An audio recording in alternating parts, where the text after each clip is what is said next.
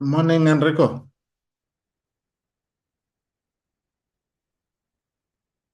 Morning, Slipix. Morning. How are you? I'm all right, man. It's just the sinus and your side. I'm good, I'm good, I'm good. Listen, man, how far are you with the requisition? And I'm still, like I said, I just came out of public hearings yesterday. So I'm going to start now when this meeting starts. Then I'm starting with that. But don't I need a political for that as well? Eh? Don't I need a political for that as well? A political. That goes with No, this funding application. no, it's fine. I will work on the political. Yeah, because I'm going to start No, working on it no. today. Look, I mean, on the which company has been appointed? Because I mean, so far there's no company. It If looks they are It appointed. looks to be by the scoring on there, it looks like Double was the chosen one, Slupeka, because Eh? Double is the first one on there, and then Creda second one. Oh, Because on the scoring thing, it shows the Double company is the first company, and then the second one that was on the scoring list is Creda. But both of them meet the requirements. yeah, but then at least I mean, the political. Then at least I mean, we must reflect on which Yeah, one. because So that's what I'm asking you, which one are you going with? Because you need to no, no. I stipulate mean, we before are I not. start It's with not. the We are not the funding. one who appointed. So which one must I put in the funding application? Eh? Which company do I put in the funding application? Because both of them are on the scoring Yeah, sheet. no. I mean, I think we must check with Andy Siwe. Because that's what I'm asking you, because one of them needs to be chosen. Yes, that's why I'm saying then at least. I mean, we don't choose ourselves. Okay, so I'll send an email just to find out because both of the companies, both service providers, is stipulated on the scoring sheet. Yes. And then whatever her reply is, then we can take it from there, Slupex. Oh, okay. Then at least I mean, we will be working on the. Yeah, because she needs to stipulate which one, because both of them are showing that Yes, they meet yes, the yes, yes. So requirements. that at least I mean, we can put on the in the political which one has been Yes, appointed. and on the funding as well. But okay, I'm Yes. going to drop an email now, and then I'll Yeah, copy drop you an in email there now. so that she can just basically tell us which service provider to go with. Yeah, no, because look, this needs, if it's possible, this at least by today, at least we should have finalized this. Yeah, yeah. No, I'll Um, send an email now. I'm just busy making me coffee quickly. okay. And Okay, also, Slupex. look, the chairperson need a report, no? Yeah. On those two bills, why, I mean, the delays. Now, why must I give feedback on the delays? Eh? I mean, and Why must I give feedback on the delays? it's the supply chain processes.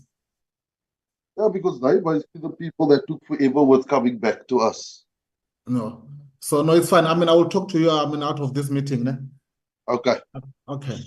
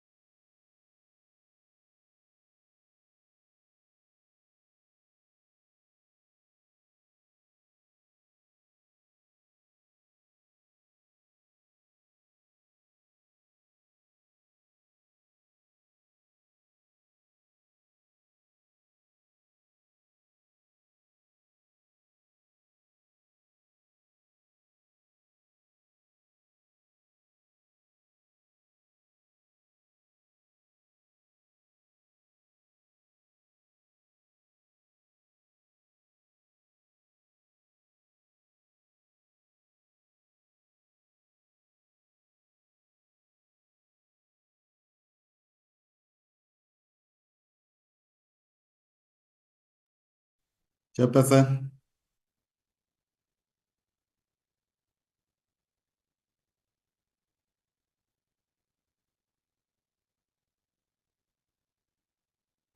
How are you? Fine, thanks, and yourself, Chair. Oh, great. Yes. Oh, I see the minister is already in the platform. okay. Yes. And so far, it's one apology that we have received. Okay. It's Honorable Boshoff. Oh, all right. Yes. Okay. I think members to log in. Yeah. But it's only Honorable Mushuri. Yes, yes, Just yes. spoken to Honorable Dangu now. Okay. Okay.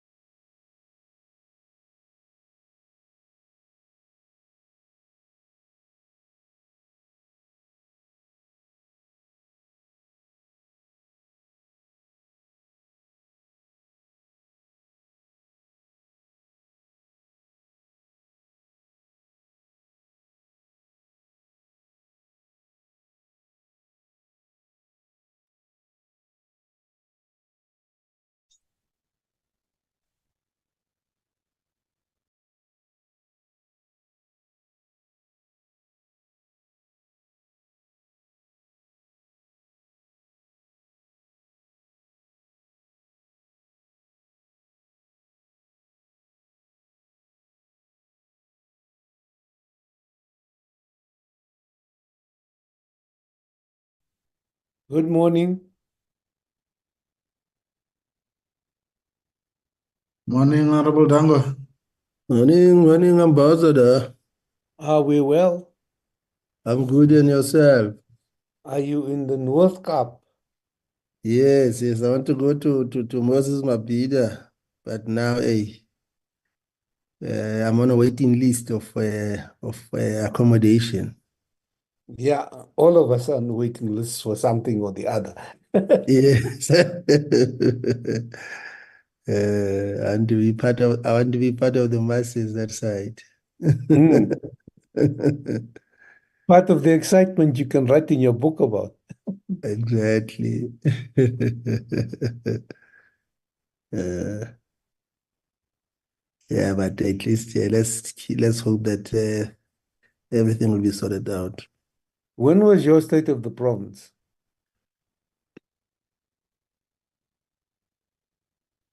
Still has to come. It still has to come. Yeah. Yesterday was Lekgotla. Mm. Uh,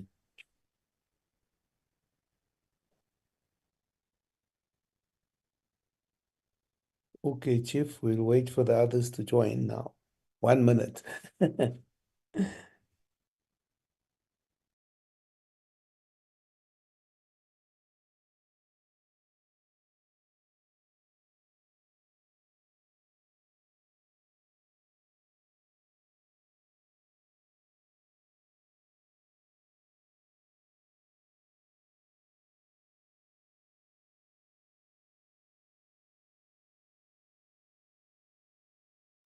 Are you ready, Committee Secretary? Chairperson, Are we ready? yes, we are ready. So far, I can see 4 members in the platform. Well, we can proceed. Okay. We can proceed, Chair. Right. Good morning, honorable members. A special word of greetings to the Honorable Minister, Kivit, for joining us today. Your team and also the support to the committee. The parliamentary communication team and also the monitoring group. Allow me to take this opportunity to formally open this meeting. It's the meeting of the Select Committee on Transport, Public Service and Administration, where we'll be receiving the following items. An update in terms of the review of the public sector legislation in alignment with the national framework towards implementation of the public sector and the code of conduct for special advisors, and also the briefing on the implementation of the recommendations of the Judicial Commission of Inquiry into allegations of state capture, which encapsulated the item that I've already just alluded now, those 2 issues. And then also an update on the annual report. And then that we deal with the minutes. Greetings to you, Deputy Minister, also. With your coffee, able to announce yourself. Having said that, let's then start by giving the Honorable Minister an opportunity to give us opening remarks. Over to you, Minister Kivit. Chairperson, just an appeal. 4 minutes. Yes, Ambassador. Can we be efficient with time today, as some of us would like to listen to the budget speech, and we also have a DIC meeting following this one. Thank you. Okay, Ambassador, the sister committee meeting is cancelled. But obviously the budget, I believe that both the minister and the deputy minister will also be attending the budget, and I suspect they take note of what you have said. But maybe before we do that, any apology that you want to record, Kipega? Thank you, Chairperson. The apology that we received so far is from Honorable Boshoff. Thank you. We will also have Honorable Marhan will also be flying out from Johannesburg, and then we will then note that apology. Then having said that, let me give over to the Honorable Minister Kivit to give us opening remarks. Thank you, Honorable Chairperson, and a good morning to your good self, to the honorable members on the platform, to the Deputy Minister, to the DG and team. A good morning to us all. And let me take this opportunity, Chair, to first appreciate recording in progress. The invitation from the committee, because the subjects that we're dealing with today are quite important, and they give us the space and the opportunity to tell the nation what we have done as a department in respect to, yes, the last 5 years, but as you may be aware that the transformation agenda didn't start in the last 5 years. It has been coming for the last 30 years. And, you know, when I was looking at preparing for this meeting, reading some documents, I was reminded that after the December break of the multi-party negotiation forum, they met on this day. So this day is quite important in 1994 because it's one of the days that were utilized to finalize what was to become of a democratic South Africa. And therefore, for us to get an opportunity today is quite meaningful. And we also have noted what President has addressed during the State of the Nation address, the work that as the ruling party we've been engaged in. And you may have heard in the debate when Honorable Mandashe was reminding us that actually in 1994 there wasn't one Black or African DG. And the country was just what we would call white, and the dominance in all leadership responsibilities. But now when you look at the public service and what you as the committee expect us to report on in terms of in terms of appointments, the demographics within the public service, if we as a department are meeting those, that kind of information helps keep us on our toes to ensure that the transformation agenda does not fall flat. And therefore, for us, it's an opportunity also to brief the nation and the people, as well as our parliament, on what we have done following the now famously known as Zondo Commission, the commission which was established to investigate incidences of state capture. We will be briefing you on the work that we've done as a department on that.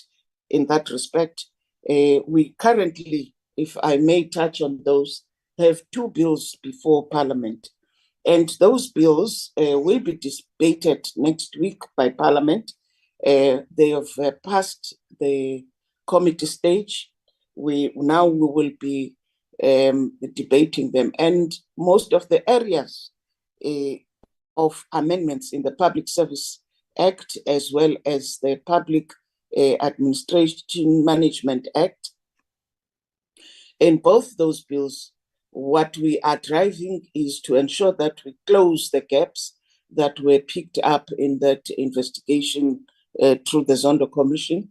We respond by criminalizing those who would, because we do have regulations, but those regulations would be more of an optional thing than now that we have put them, some of the areas in legislation, so that it becomes a breach of law if one does not implement.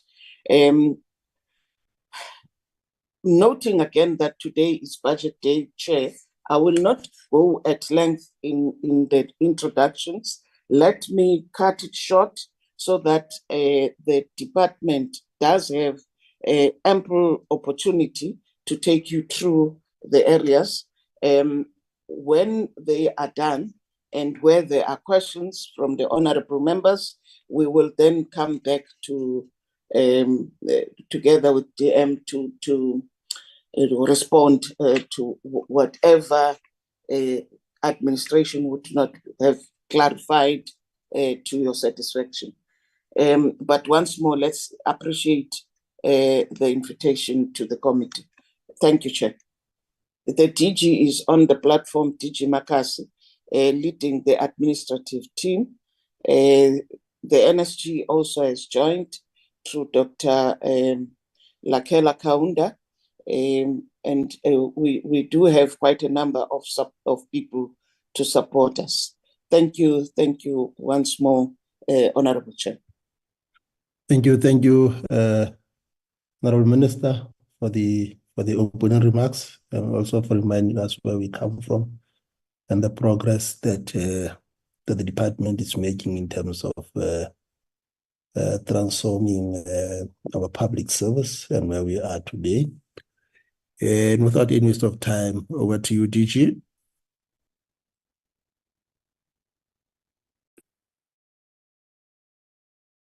Thank you, Chairperson. I think there's a problem with my camera. It says Zooms is unable to detect it. Apologies for that. Chairperson, I just want to highlight that we have 3 agenda items. Good morning to the Chairperson and the honorable members of the committee. We have 3 items as the department that we are supposed to be presenting on.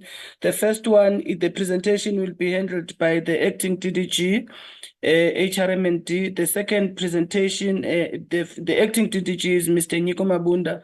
The second presentation will be handled by Mr. Samson Khatebe, that's one on the code of conduct for advisors. The third item will be handled by Ubutumelo. I will come in first and then I'll hand over to the colleagues on the third item on performance of the department. With the permission of the chair, I would request that the colleagues go straight to the presentations. I do want to sensitize the colleagues about the issue of time, especially the first and the last presenters, because I know those 2 items have a possibility to take us longer. So please, let's keep to the time as allocated, colleagues. Thank you, Chairperson. Thank you, DG. Let us allow your colleagues then to take the platform as indicated. Good morning, Honorable Chair. Good morning, Honorable Minister and members of the committee, as well as DG and colleagues. We'll try to be quick on the presentation, so I'll just go straight to the presentation. I hope it is visible and it's on slide mode. May you please confirm? It is, Mr. Mabunda. Thank you, Honorable Chair. So we were asked to make a presentation as per the DGSN introduction. So I won't go into the introduction and as per the opening remarks by the Minister. But what we want to state is that the approach of the DPSA into the implementation of the recommendation of the Judicial Commission and the response, obviously, by the Honorable President, what we have attempted to do is to provide a systematic approach that deals with both the legislative as well as the policy level, but also address some of the issues that are systematic inside the public service. So there are a number of things that were requested to speak to. The first one was on the issue of the responses, obviously, but specifically on the implementation of lifestyle audits for members of the National Executive. We'll explain there, but I think we did communicate with the Secretariat of the committee. We'll also detail the public sector legislation changes and alignment that we have done for the in the implementation of the national framework on the professionalization of the public sector. And then, as DG has explained, we're also going to be detailing the code of conduct for special advisors. So in terms of the lifestyle audits, in the communications that was shared with the Secretariat of the Select Committee, we did explain that the presidency is responsible for managing lifestyle audits for members of the National Executive, but we are working with the presidency in terms of the usage of some of the systems that we have implemented for the public service, including the e-disclosure system. So we will allow the information to come once it has been finalized for national members of for members of the national executive. Safe to say that at the SMS level in the public service, we have managed to achieve about 84% of all departments in the public service that are implementing, and we will reach that 100% in line with the directive that was issued in April of 2022. So additional interventions that we have prioritized in 2023 in terms of the implementation of the recommendations and the reply by the Honorable President is that we have worked with the presidency through a program for inducting of new members of the executive, including both the ministers and the deputy ministers, so that there's clarity on what the responsibilities of the political authority are, the mandate of the institutions that they oversee, and the work that they must do in providing the strategic guidance to heads of department. We have also handed over the Ministerial Handbook to the presidency, which has then handed tasked the Independent Commission for the Remuneration of Public Office Bearers to review the handbook, and that work is currently underway. And we have been advised that the presidency will make the necessary announcements once that work has been done. That will also clarify again the issue of the political administrative dichotomy that that plays into the professionalization, and was one of the initiatives that we were informed by the commission to look at. I'm skipping this issue on number C because it will be detailed further by Khatebe when he makes the presentation moving forward.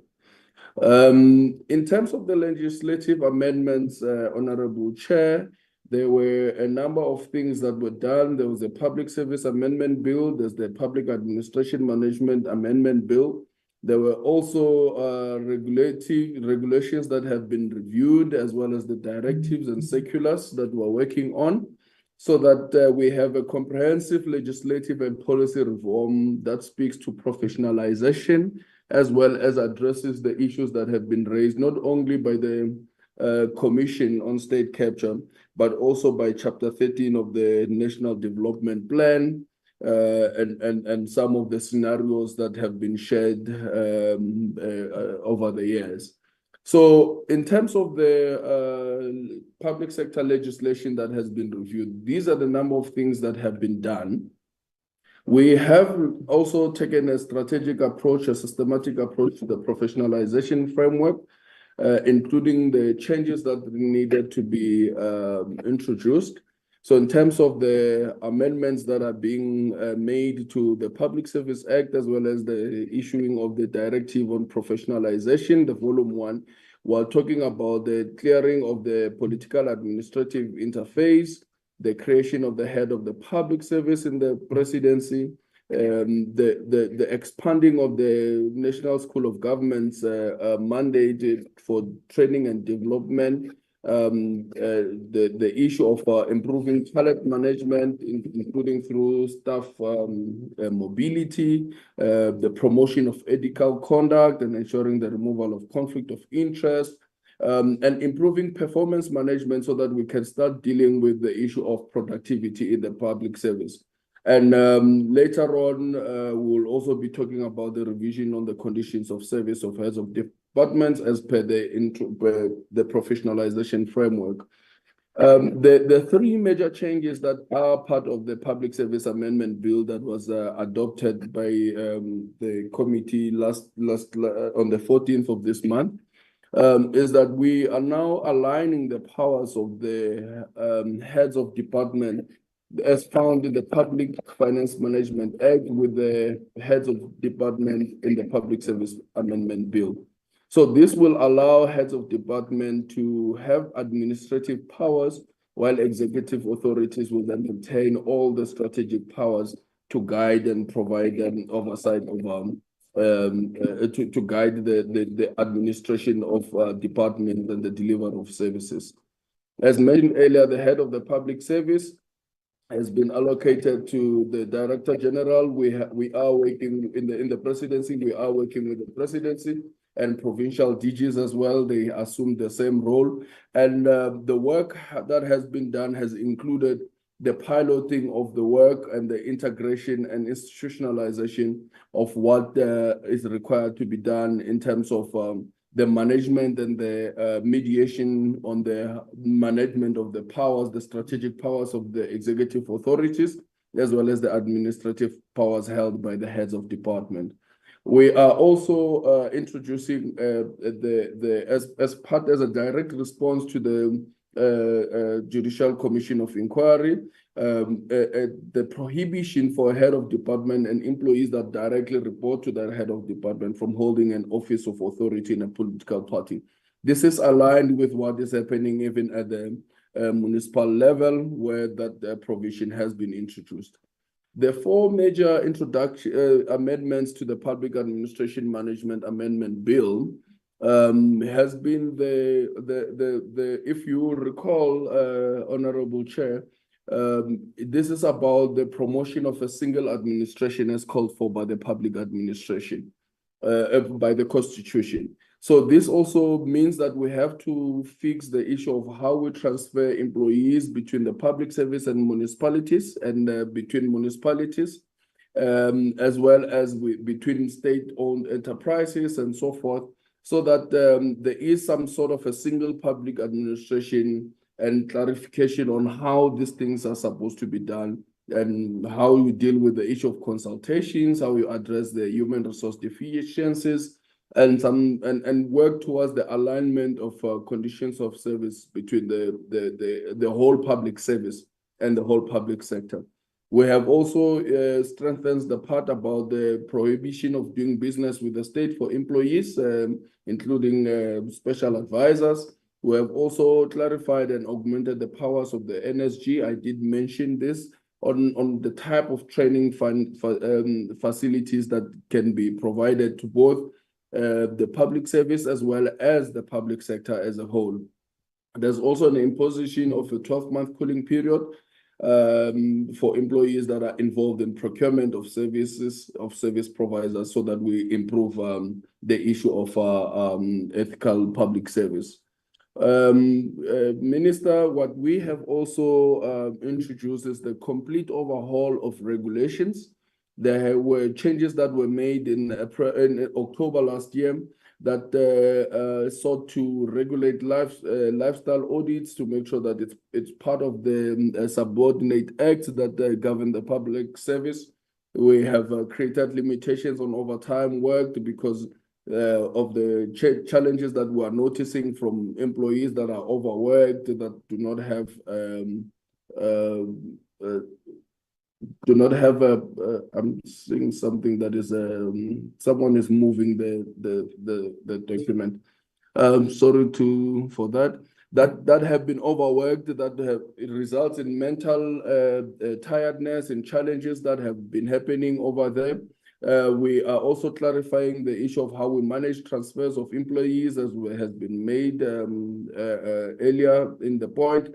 There's also the issue of reasonable accommodation to address challenges in terms of occupational health and safety, and promoting persons that have disabilities, and the establishment officially and formally of the Government Information Technology Council, so that it promotes innovation, it promotes technological development, it promotes modernization in the public service. And we are now clarifying and standardizing the issue of prohibition of the re-employment of former employees dismissed for misconduct, so that there's clarity on how we deal with unethical behavior, which then also and stops people from hopping from one side to another because of the challenges that they might be having of discipline. As I move faster, we have also started a process to review all determinations, directives, and circulars that have been issued in terms of the Public Service Act. And in doing this, we're trying to clean up some of the areas that might have been a challenge in the public service over the past few years. This will result in us issuing a new public service handbook that will be clear about how we deal with issues of performance management development system, how we recruit, and so that we have a merit-based process that is inclusive, that promotes transformation, but it's also transparent. It also includes the issues of revolving door policy, so that we promote the sharing of knowledge, skills amongst academia, civil sector, civil society, private sector, and the public service. We think that the issue of discipline management is a serious matter in the public service, especially on professionalization. And we need to address the issue of precautionary suspensions so that there is no backlog, and we stick to the time frames that have been set by ourselves. We also have developed a professionalization directive that will be issued within this week, if not today. And there's an introduction of a directed approach towards the development of the next layer of leaders in the public service. So the introduction of mentoring, of coaching, of guidance amongst emerging leaders in the public service has now been taken into a strategic look at things. We are developing a public service human capital strategy that looks at all the challenges and the whole value chain of human resource development and management in the public service. There's a prototype of a central discipline database that we have registered, that we have developed, that will capture all public servants and public sector employees that are undergoing discipline matters, or that have undergone discipline matters, to ensure that we manage the issue of discipline and all of that. Lastly, on this one, I want to say that there's an improvement on how we want to the tools that we are going to use to assess someone before they join the public service. So there is a pilot that we're currently running on the psychometry integrity, I'll call the psychometry integrity assessment tool, that will develop the personal profile and the prosperity of someone to be involved in certain things based on their psychological outlook. Honorable Chair, I'm sure you and even the members of the honorable members of the committee are aware of the pillars of the professionalization framework, so I won't go back into it. But what we have done is taken a systematic approach where we are now ready to issue volume 1 of the directive for professionalization that will deal with recruitment and selection, issues of induction and onboarding, planning and performance management, and turning the public service to be a continuous learning and professional development space. So these areas, we will go deeper into them. But what we are also trying to clarify is that when we look at the recruitment and selection, is the areas that we spoke about, how we improve selection, how we improve tools, how we introduce technology and modernization. When we talk about induction and onboarding, we're talking about what are the basic minimum things that an employee, when on their first day, when they arrive, what is it that they need to have, and how are they supposed to be received, who's supposed to receive them, and when are they supposed to have the induction. So we are saying that within 6 months of someone joining a department, they must be onboarded, they must be inducted. We're also saying that the department must also onboard the ministers and the deputy ministers that are coming into the system, so that they understand what the mandate of that department is, how they are supposed to work with the department, because we have identified that there's a gap between that level of induction that was not happening. In terms of our planning and performance, we are integrating the planning for human resource development with the APP, with the annual performance planning of departments, so that whatever is planned at the human resource level must also reflect the type of targets that you have in the APP, so that there's a linkage and support and the good allocation of resources that speaks to what you need to achieve as a mandate of that department. And then at the pillar 4, the last pillar for the volume 1 of the professionalization directive, we are now improving as part of the social pact that the minister signed last year with a business as well as civil society and organized labor. We are now improving how we collect information on human resource development, the amount of money that we spend in the public service on skills development, training, and so forth. We are also saying that we are creating a database of masters and PhD studies in the public service, so that we know who has studied what part of the public service and how do we then implement those on those recommendations coming out of that. That's one of the direct response that was made by the public, by the recommendations and the response by the president that said, we need to understand the type of research that we're doing in the public service and how we implement that. Honorable Chair, we are going to be issuing a volume 2 of the professionalization directive that will speak directly to the matters related to the terms of conditions of heads of department as well as DBD.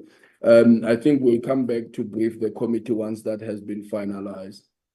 So as we go towards the closure, we are also prioritizing the following directives that have an impact on professionalization rollout. So there's an ethics officer directive that is going to be issued that speaks to the requirement for an appointment of an ethics officer in a department. This is how we're going to professionalize it, because we'll then also set the norms and standards of who can be an ethics officer, what can an office officer do, what powers they have, and how they're supposed to be treated in the department. We're also going to be issuing a discipline management directive, because discipline goes hand in hand with professionalization. This will improve the issue around how we use the number of senior managers that are trained on being chairs of discipline processes, the initiating officials as well as just coordinating how we manage discipline in the public service and so forth.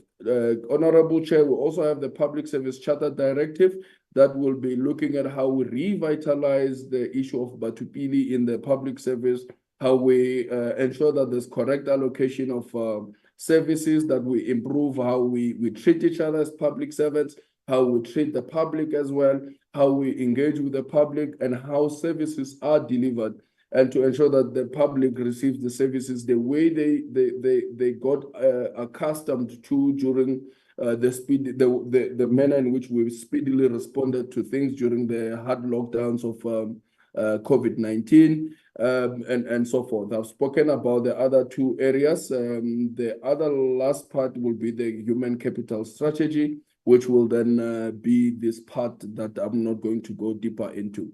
Honorable Minister and DM and Honorable Chair and Honorable members of the committee, we have been the Commission on the Judicial Commission of Inquiry on State Capture, as well as the Chapter 13 of the National Development Plan, called for the public service to have an integrated human capital strategy that will speak to how we optimize organizational performance, how we optimize the resources that we have, how we improve how the public feels about the public service, as well as how we interact with them, how we improve the brand of the public service, how we improve the value proposition that the public service have for employees as part of improving employee experience. At the end of the day, it's supposed to be it's about having an effective human resource service delivery model that speaks from the issue of strategy and planning, how you recruit and onboard someone, how you develop and deploy the professional cadre that we need to have in the system, how we measure and manage human resources, issues of succession planning, developing introducing workplace flexibility, but most importantly, also dealing with the issue of employee health and wellness, because some of the challenges that have happened in society have deteriorated the employee health and wellness, especially the mental wellness of colleagues that we have within the public service. And we need to respond to that, because if we don't have that, then that's when you are going to have challenges in terms of professionalization. We are also placing into the central part of the strategy to be enabling technology, how we use data management, how we analyze system, how we deal with technologies, how we develop, modernize business processes, including detailing and institutionalizing the way in which things are done, so that we don't come back and say we have to retain someone beyond their retirement age because we are talking about institutional memory. If we are able to have a system that can deal with all of these things and record all of these actions, we are able to deal with, we'll be able to deal with the issue of capturing of data, managing it, analyzing it, and using it in the issues of procedure and policies. We will be finalizing this strategy in the middle of next month, complete with the guidelines on how it should be implemented. And the Honorable Minister has then instructed that we will be having to socialize it as part of the theory of change, so that the public service is ready to implement from the 1st of April 2024. So in conclusion, Honorable Chair, we have looked at all the recommendations that the Commission has made to the President, as well as the responses that the President has made. And we are submitting quarterly reports to the Presidency that are consolidated across the whole Ministry for the Public Service and Administration. We have finalized the Professional Framework Directive. We will be issuing it out. We have identified the strategic areas for implementation that must be finalized within the current financial year, so before the end of March, and the things that must be taken forward as we move towards the end of towards the new administration. We are happy that the bills have been, the amendment bills were approved on Valentine's Day, and that they are now going to be processed to the National Council of Provinces. And we hope that we'll be coming back to the Select Committee to have that discussion, so that we have those bills approved before the term ends. Lastly, we have entered into a memorandum of understanding with the Auditor General of South Africa, because the last time we were in this committee, you did advise that we need to improve our ability to monitor, to enforce the directives and the norms and standards that we issue. So we have decided that the best way to do it is to partner with the Auditor General of South Africa. And there has been a commitment to ensure that the professionalization implementation of the framework will then be one of the areas that the Auditor General will be auditing going forward. So we'll have some teeth that we have borrowed, but they will be effective. DG, thank you very much.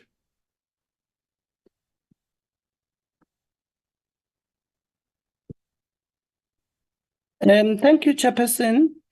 The next presentation, I don't know if you are taking all the presentations or you are taking a discussion before, but the next presentation, I want to advise that it's the colleague I said would present is in another meeting, but there is a colleague, Mr. Dumisani Hlope, who's going to be presenting, not Mr. Samson Fadebe, as indicated earlier on. Thank you, Chairperson. Thank you, DG. The proposal is that let's take all the presentations, and then we'll get engaged after all the presentation have been received. Thank you.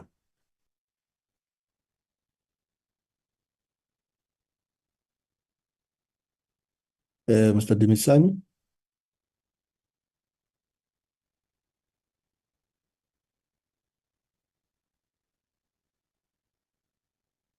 Am I audible?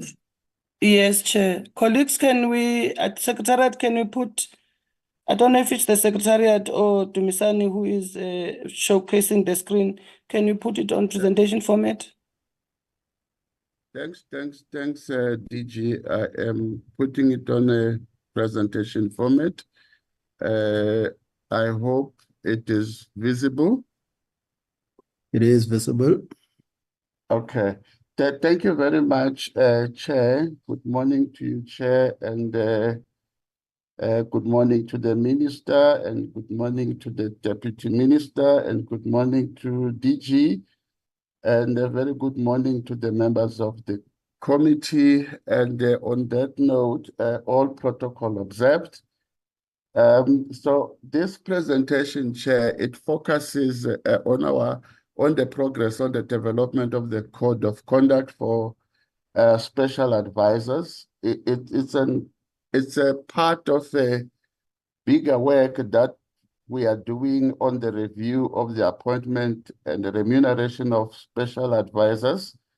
And this dispensation, Chair, it was introduced in the early years of democracy, but since then, up to this point in time, it has not been reviewed.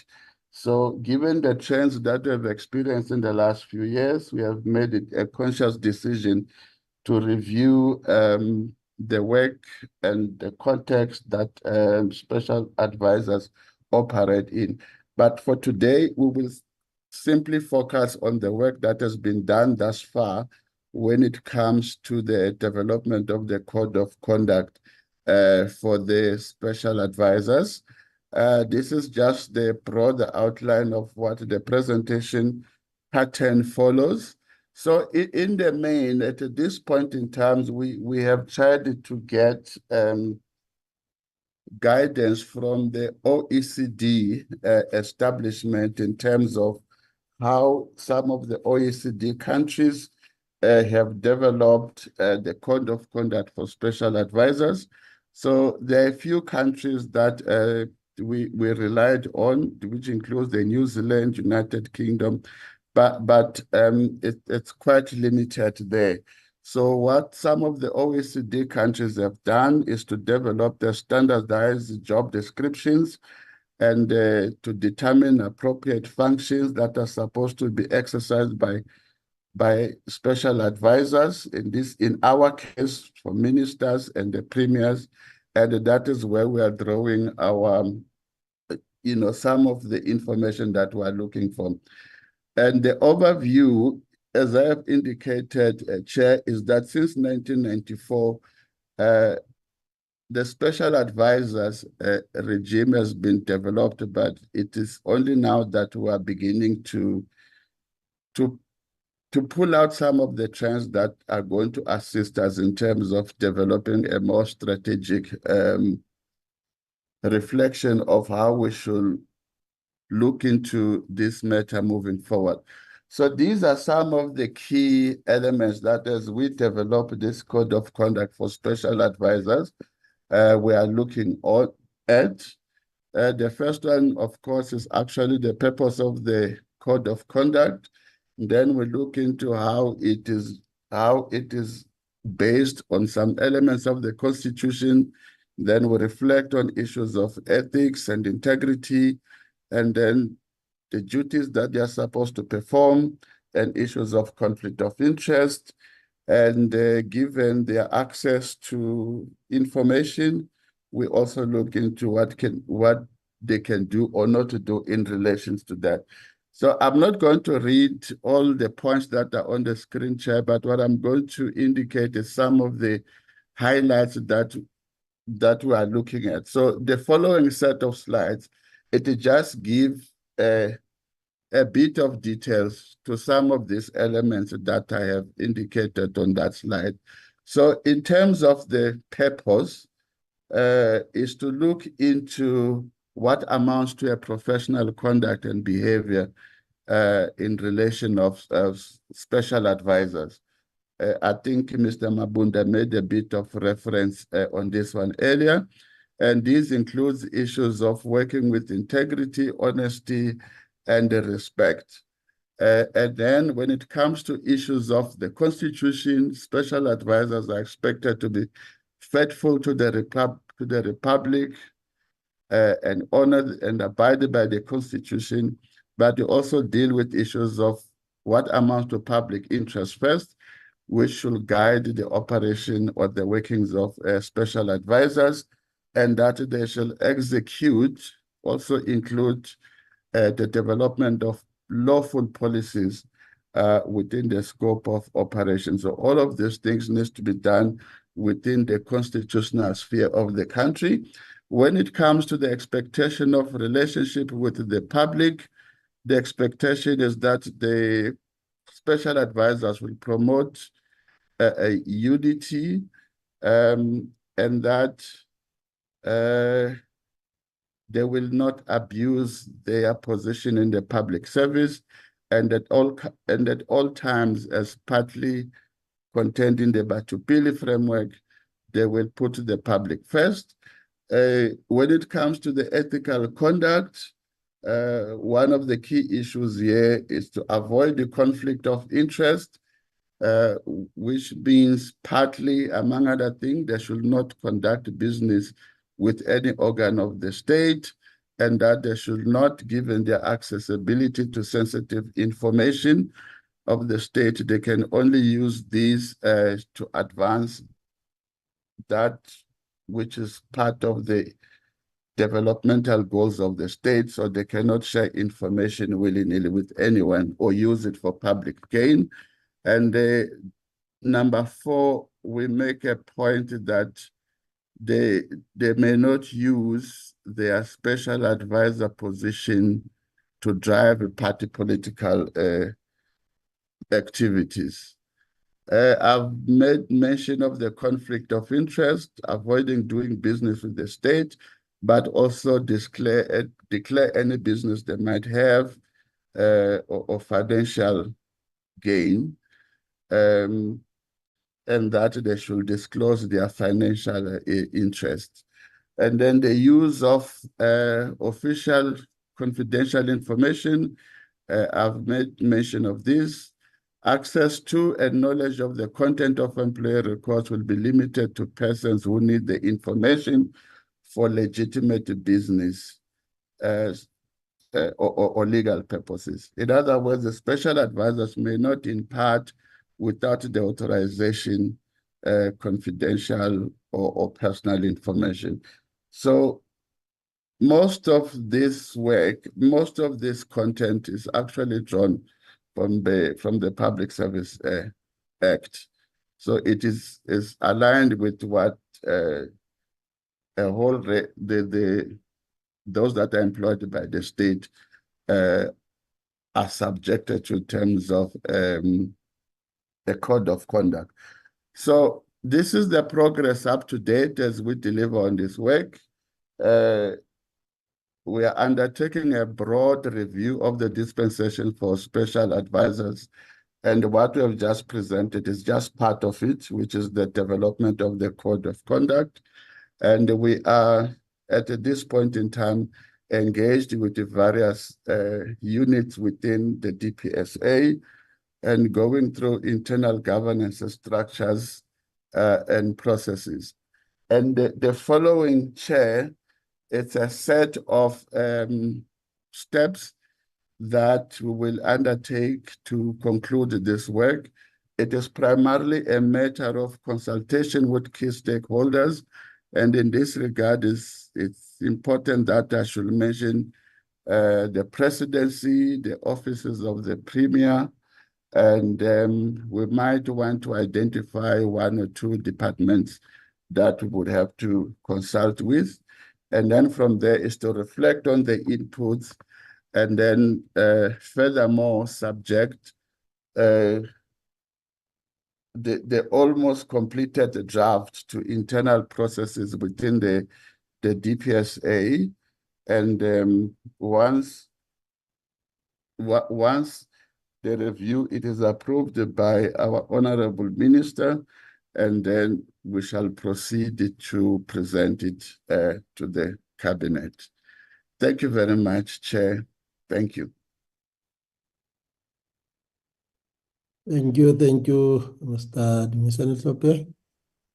DG?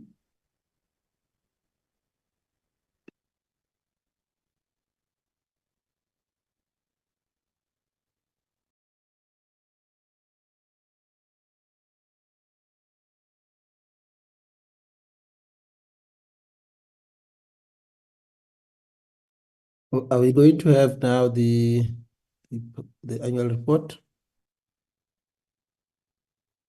Yes, Chair, apologies.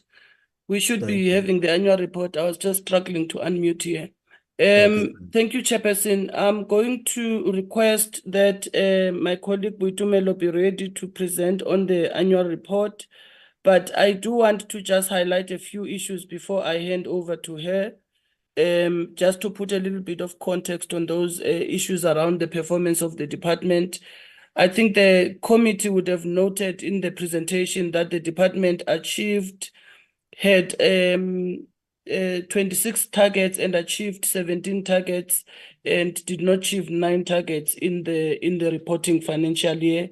We have given reasons, but I just wanted to highlight that some of the issues that affected our performance related to capacity issues that we've had in the department since 2020-21 financial year, when we had to cut about 60 positions because of the cuts that were done in respect to COVID. So that has been carried through in terms of capacity. And this affected a lot the unit that deals with our HR, human resource management and development. I think you'll see in some of the reasons why we have not achieved. We have addressed some of these issues. We have now reorganized a little bit our work and trying to sweat our assets in the form of human beings in the department to take more responsibilities. The second major issue that affected, I think it's program 3 on government information, e-government services and information management, was that the last month of the financial year, there was a handover between the acting minister at the time and the new minister who was appointed. And there were a few policy documents that needed to go through approval processes, but got delayed and were not approved within the financial year because of the handover process that needed to happen between the two ministers and briefing that we had to do as the department with the new minister. However, these issues have since been attended to and addressed, and the policies issued, I think the majority of the policies issued in the current financial year. So I just thought I needed to bring that context, Chair, but I have Boitumelo, who is going to present on the entire report, and the CFO, who will present on the financial management aspects, which is the last part of the report. With your permission, Chair, over to Boitumelo. Thank you. Thanks, DG. Boitumelo? Thank you, Chairperson. Good morning, committee members and Chair, Minister, and the Deputy Minister. I'll be presenting on the annual report of the DPSA, just to indicate how we have performed in the previous financial year, as alluded by the DG. I'll go through the presentation. I hope I'll be able to cover all the aspects in the required limited time. I'm going to skip the first page of the presentation outline, just give the introduction, but just to indicate that the presentation was also tabled previously in terms of the performance of the department on the other portfolio committee, and the department received the unqualified audit opinion with findings on performance information, human resources, and ICT, information communication and technology. With regard to the summary of findings, AG raised a finding with regard to the alignment of our indicators and the targets that is in the APP, and also the fact that there were some overachievements that were recorded. However, those overachievements were not disclosed in the various columns to explain why did the department performed over and above the targeted deliverables. In terms of the SMS variances as well, there was a finding that we were not able to advertise and fill the SMS vacancies within 6 to 12 months. And just to indicate to the committee that the APP was verified by the DPME before tabling as per the progress, and the actions that we have implemented to make sure that we improve our internal controls mechanisms in the department to make sure that we prevent the possible recurrence of these findings. We have amended the APP and presented the addendum for it to be aligned, to have those targets being aligned. And also we held the discussions to make sure that those alignments were held, and we provided some additional information to AG to prove the performance on those targets, and ultimately some of those findings were removed. And additionally, we have implemented the checklist as part of our internal control mechanisms to make sure that our internal controls are addressing the gaps that were identified. And lastly, we have developed what we call the recruitment plan that we monitor on regular basis, and on monthly basis there's a report which goes to executive committee and the management committee to evaluate on how far are we with meeting the deadlines in terms of the recruitment processes. As per the outlined by the DG, we have achieved 17 targets and we could not achieve 9 targets, and the 17 achieved and resulted to 65%, and the 9 not achieved is 35%. This is the picture of the overall percent now per branch within the department. So administration, when we look at the performance per branch, administration was able to perform and achieve 71%, which is 5 targets out of 7 targets. The human resource management and development was able to achieve 1 target. The 3 targets were not achieved, which is only the 33%. Negotiations and labor, they were able to achieve 83%, which is 5 targets out of 6 targets. E-government services and information management, they were able to not achieve their targets, but on the next slide, I'm going to take the committee members through the reasons why they could not achieve. And lastly, the government service access and improvement, 100% was achieved, which is 6 targets out of 6 targets. Now, this is the summary of performance chairperson and the committee members.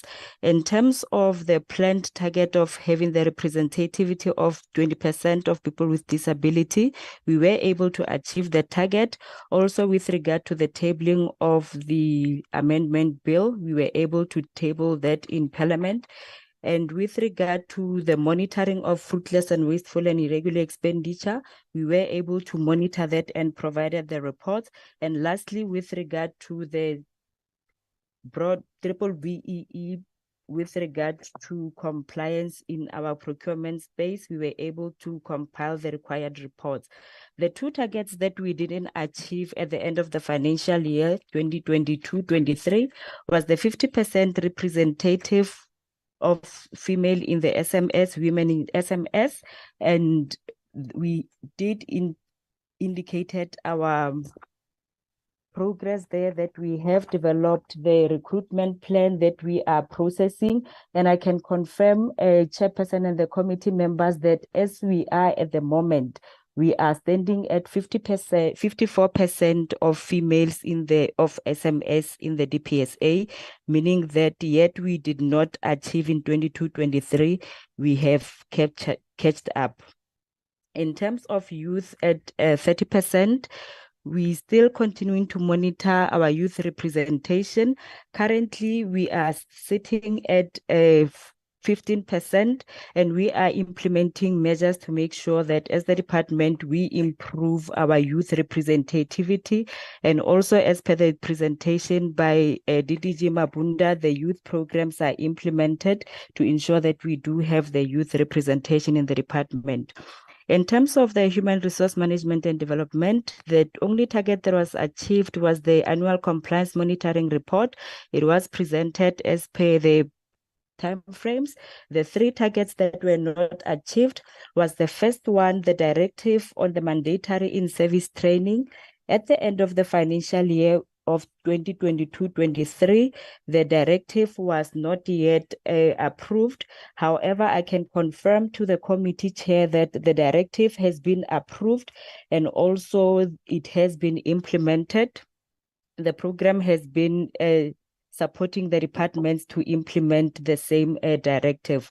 On the second target that was not achieved of human resource management strategy, we didn't have the strategy approved at the end of the 22-23 financial year.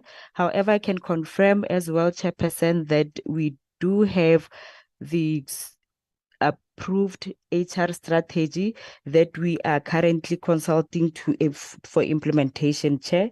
The last item, which is the target that was not achieved, was the job competency framework. It was also not approved on time, which is at the end of the financial year 22-23. I can confirm, Chairperson, that subsequently the job competency framework in the current financial year, it has been approved. With regard to the third program, negotiations, labor and remuneration management, we did manage to have a collective bargaining policy developed, achieving our target. We were able to review our organizational functional structure for program 1 administration. And also we were able to finalize the personnel expenditure review and have the two targets that were not achieved, which is the discipline management strategy. And with regard to the discipline management strategy that was not achieved in the previous year, Chair, I can confirm that the work has been done in that regard. The strategy has been developed and it will be finalized in the current financial year. The last target there was the support to implement lifestyle audit. All the justice cluster departments were supported with regard to the implementation of the lifestyle audit. The target also that was not achieved was with regard to the job evaluation system that was supposed to be finalized and having the report submitted for approval.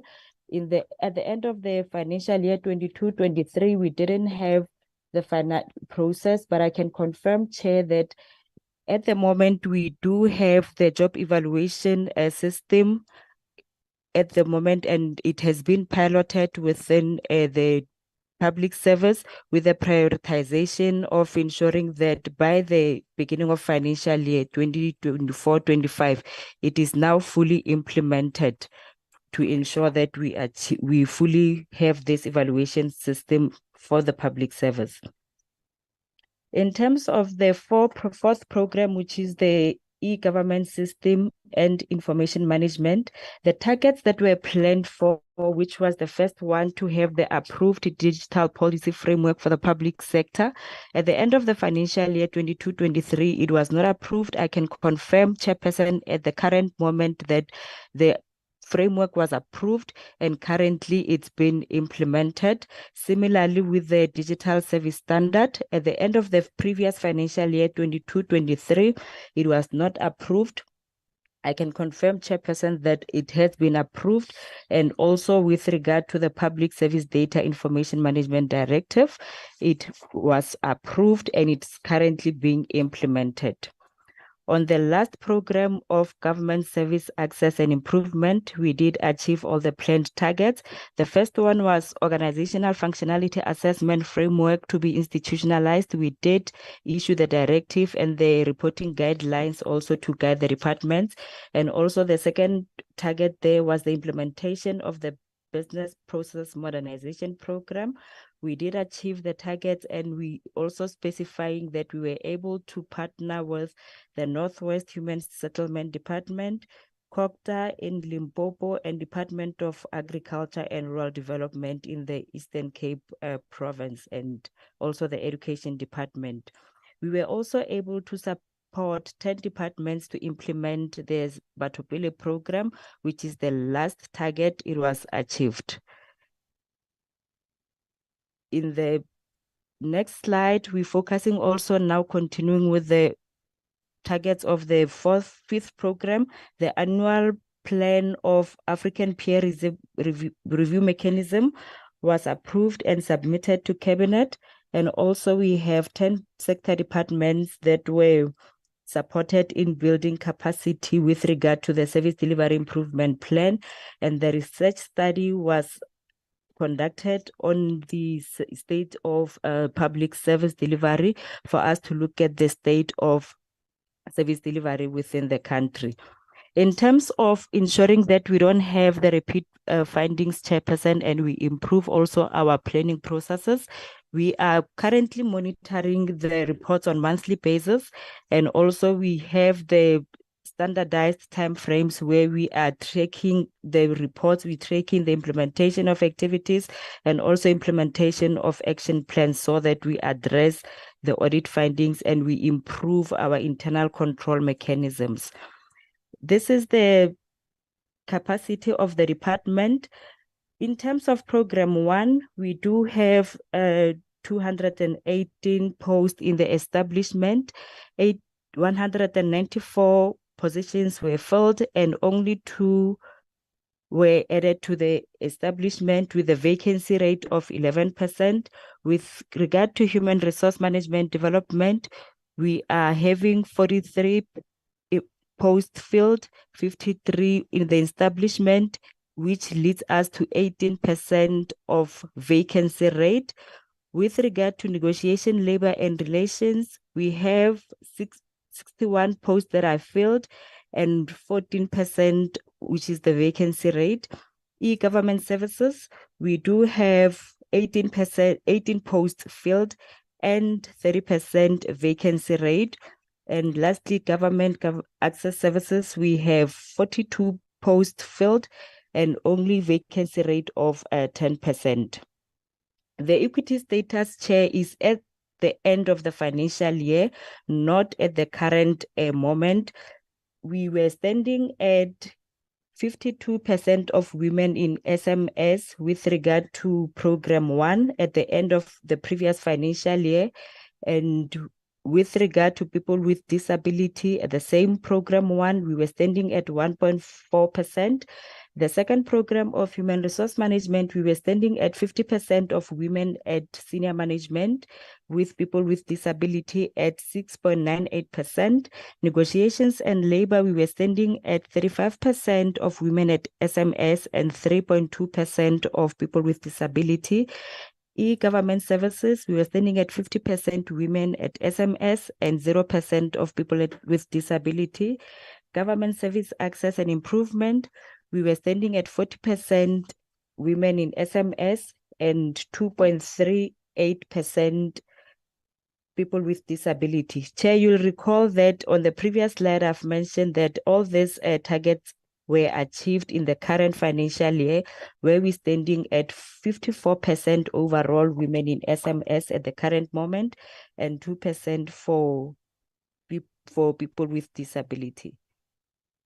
With regard to measures to improve how we fill vacancy positions to address the employment equity targets, we have approved the affirmative measures to promote appointment of women at SMS. And as per the previous indication, Chair, we had reached the target of 50% of women in SMS. And also we monitor the implementation of those measures. And also we have included the improvement measures to make sure that we appoint also the people with disability. And also we add into our establishment the youth in the organization. And we monitor the recruitment plan, and as at the December, we were also tracking how far are we with our recruitment plan for us to comply with our turnaround time. And also we report the vacancy rates to EXCO and MENCO and escalate and non-compliance with regard to shortlisting or interviews, because those are the two key things that might delay the filling of positions. We do escalate that and implement the corrective measures. This is the summary of spending, Chair. I'll hand over to the CFO through your permission. Thank you, Chair.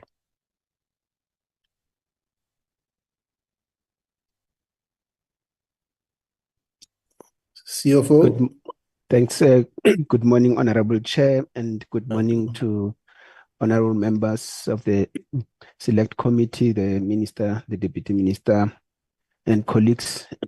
I'm going to switch off my video, Chair. I just wanted to just indicate that I am still alive. Thank you. I'm going to take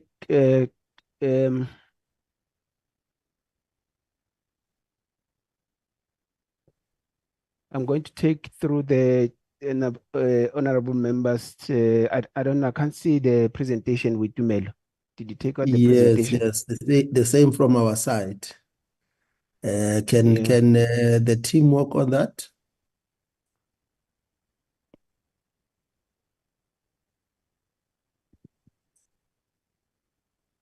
There you are. Yeah, can you go to slide number 21 and put it on presentation mode? Thanks. Sorry about the chair. In terms of at the end of the previous financial year, which was 2022-23 financial year, we reported our budget for the department was 550 million, 123,000. And out of that, the spending at the end of the financial year was 515,722,000. The amount that was returned to National Treasury, which was not spent at that point in time, was 34 million, which was expenditure equivalent to 94% of spending. If we go quickly to the next slide, we would be indicating in the next slide the if you go to the next slide, this is the same information. The previous slide, please.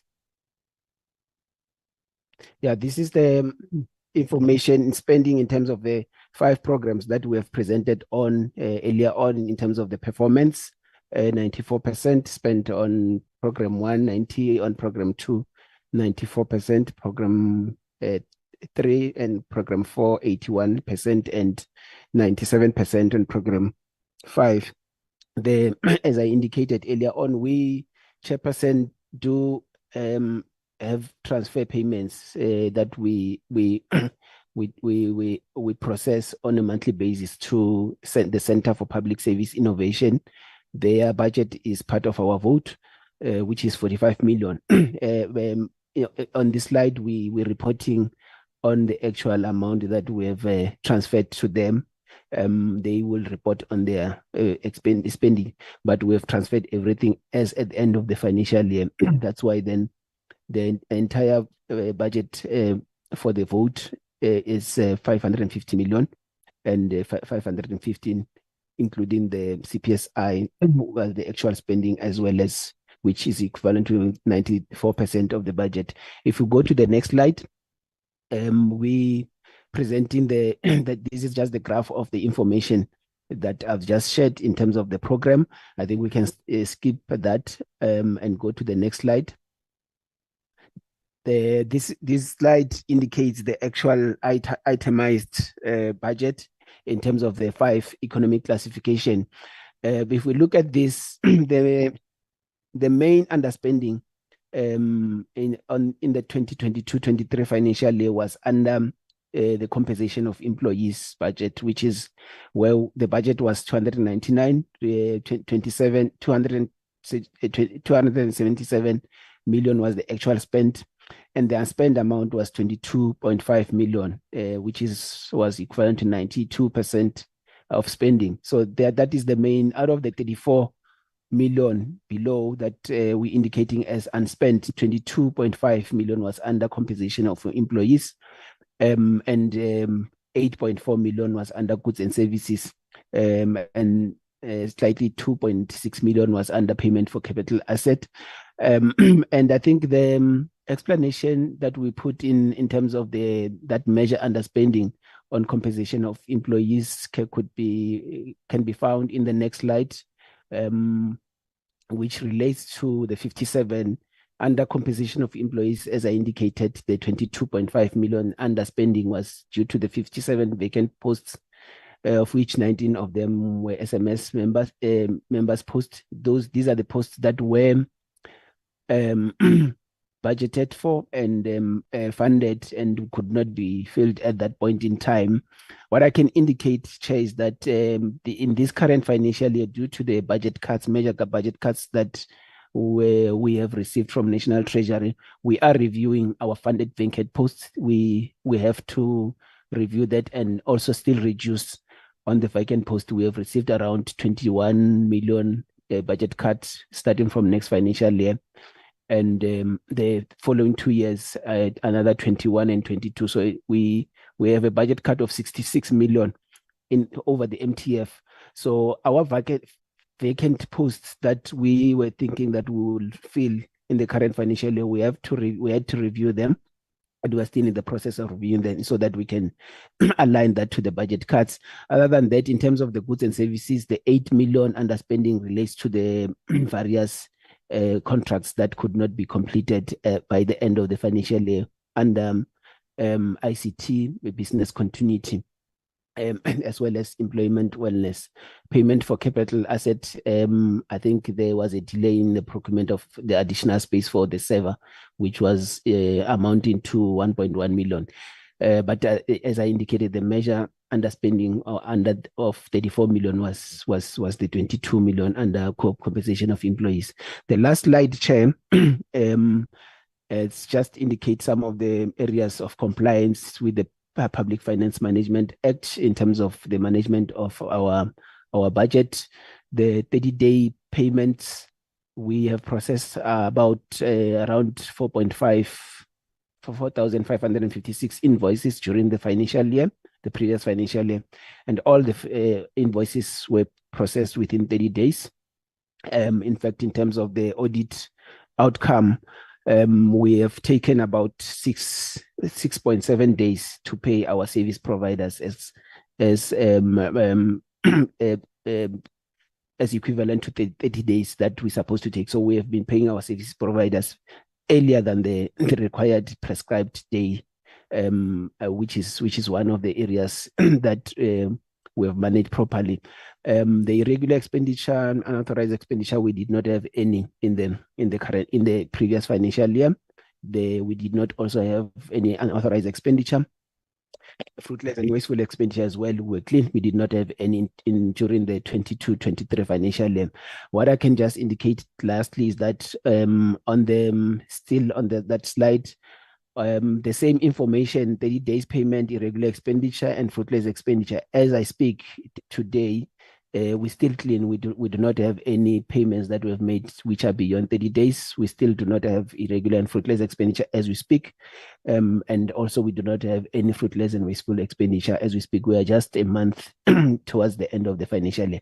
So I think we have tried to manage that process very well in terms of compliance to the PFMA. Chairperson, that brings me to the end of my presentation on the financial matters. Thank you.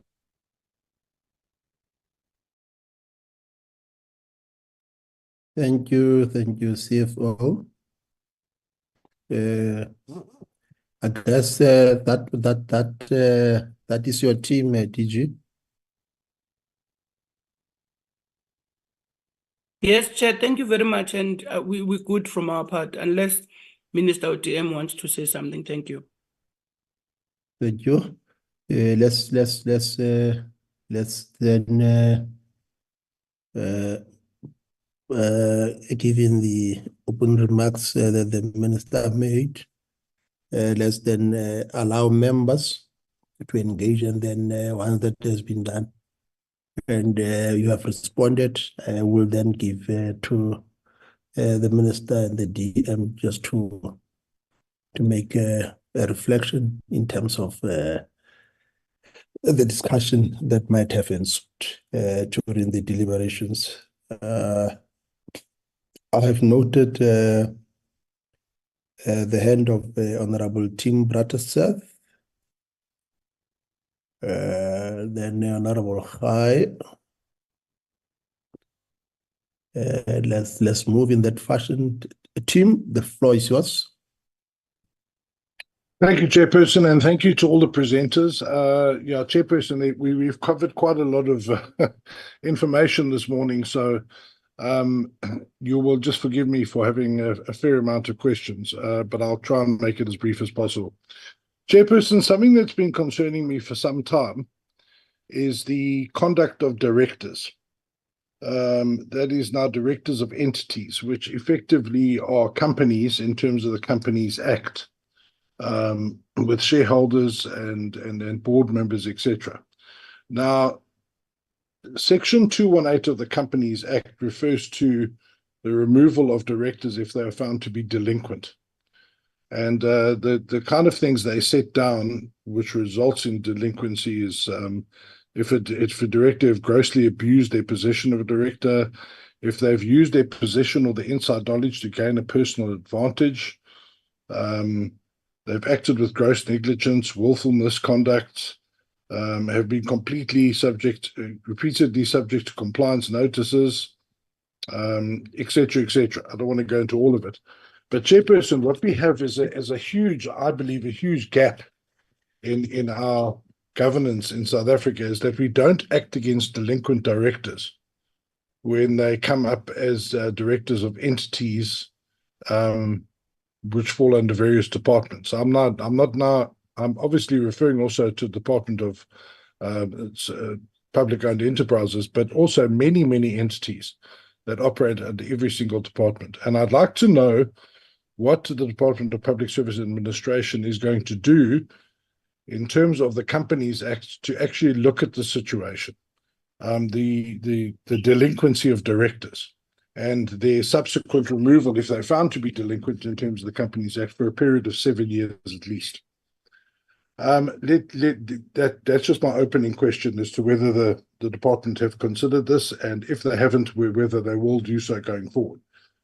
Then in terms of page, and Chairperson, all my first questions are related to the, let's call it the Zondo presentation, if we can, or the professionalization of the public service. So the first question I've got to ask is, and I don't mean to be too political on this, but it is an issue of the day. On page 5 of the presentation, under the new minister's briefing,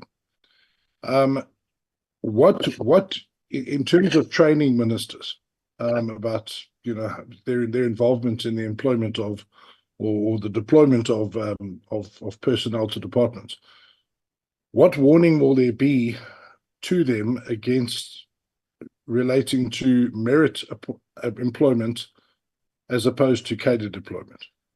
I don't want to make this a political hot potato, but I think we have got to the stage in South Africa where we have to consider merit appointments and not simply party political loyalty appointments. Then page 9 refers to making it easier to, one of the points here, to move employees around different departments, different spheres, and that sort of thing. One of the converse, every sword has two cutting edges, and the other cutting edge of this is what we have seen is that employees of the state get themselves in misconduct in one department, and they are then terminated or removed, and then we see them pop up in another department or another sphere. So what red flagging procedures are in place by DPSA to stop that, so that if somebody does commit misconduct in one department, they cannot simply just reappear in another one?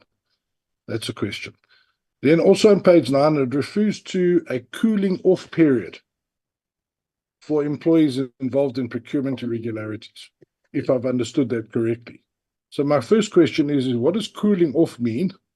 And also, surely, if somebody's been involved in irregularities, there should be disciplinary action and the appropriate sanction taken, not a cooling off period. But maybe that cooling off can be explained. On page 10, there's a reference to lifestyle audits. I would just like to ask the department today, here and now, how many lifestyle audits have actually been conducted and what are the outcomes? I understand that's a detailed question with a detailed response.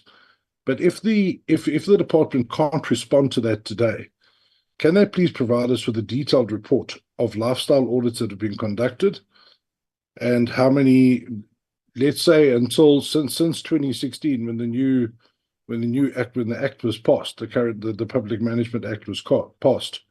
How many lifestyle audits since then to now, and what are the outcomes? Then on page 10 as well, there's talk about probation periods for misconduct. Chairperson, I'm sure that all the people of South Africa would gasp in surprise that there's a probation period being considered for misconduct. So first of all, the question is how long is this probation period that's been considered? And then the second question is why? If somebody's found guilty of misconduct and they're removed, why on earth should they have a probation period? They should be removed from the public service, Chair. That's my contention. And effectively, somebody who's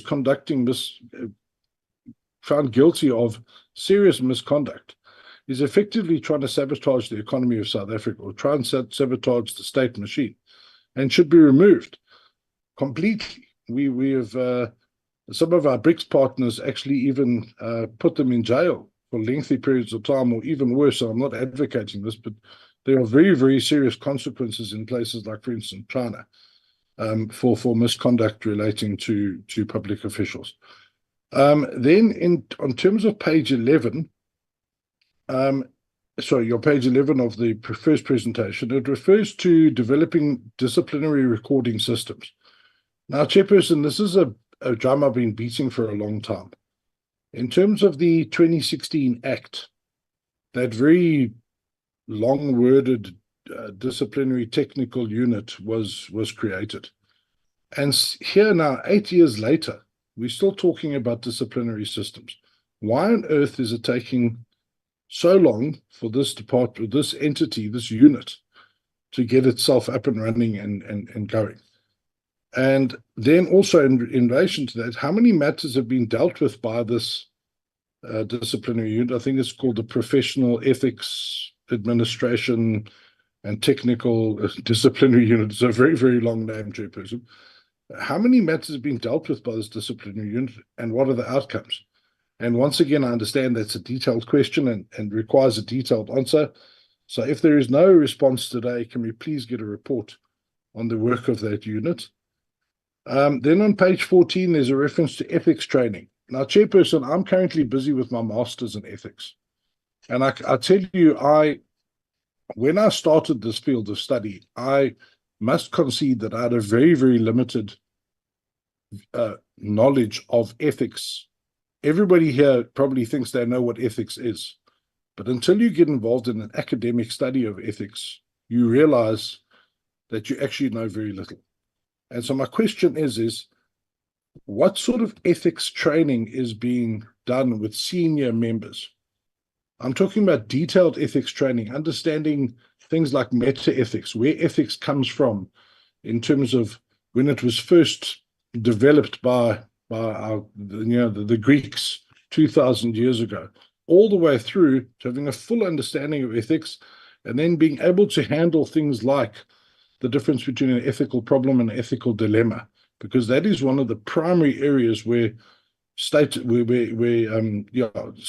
employees struggle, is when they put in an ethical dilemma between instructions from a superior in terms of something that should be done that's irregular and what the right things to do is. What sort of training, detailed academic training with academic input, is being done with senior members of the service? And then page 15, one of the recommendations of the Zondo report was a professional degree in public service. But I see no reference to that in this presentation, unless I missed it. I'll stand to be corrected. But the Zondo Commission recommended that a degree be established in universities, that if you want to serve in the public service, you have to qualify in this degree. I think it would be a level 7 qualification, SACWA qualification. So a degree level qualification to work in the service. Where are we in terms of developing that as per the Zondo Commission? And then in relation to that, Chairperson, once somebody attains such a degree, or maybe through a record of prior learning with other qualifications they have, they would qualify for such a degree. will they be admitted into a public conduct body? For instance, like the same kind of body that controls lawyers. I'm sure, Chairperson, you are a member of such a body, or you were before you came into politics, that controlled your conduct. Same with auditors, same with accountants, where they are controlled by a body and they have to live up to a certain level of conduct, and if they don't, they are then removed. Where are we in terms of creating such a body in government? So if you fall foul of that, you can actually be, I know the term is the wrong term, but you could be disbarred, to use the term of the legal fraternity. But you can be removed from that, and then you may not work again in the public service, because I believe that's the level of seriousness we need to apply to this particular problem. Then, Chairperson, onto the special advisor's presentation. Look, obviously we welcome any initiatives to hold special advisors to account. But my concern is in the beginning of the presentation on page 3, it said Cabinet adopted a position on the regulation of special advisors. I would just like to ask, when did Cabinet, what year did Cabinet adopt that position? And I'm assuming that was some time ago. And why has it taken so long to come up now with this current initiative? Chairperson, I'll leave it at that. Thank you very much. Thanks for your kindness. Thank you. Thank you, thank you, Tim. Honorable Khai.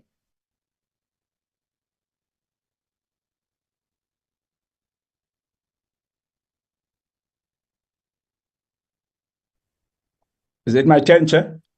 Yes, Honorable Khai. It's your turn now. Oh. Thank you. Sorry for that. Thank you, Chair. Greetings to you.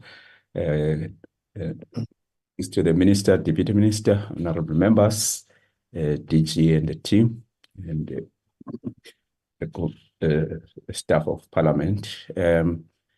Chair, my question is on the first presentation. There was a lot of information in terms of what the department is going to be doing in terms of response or interventions.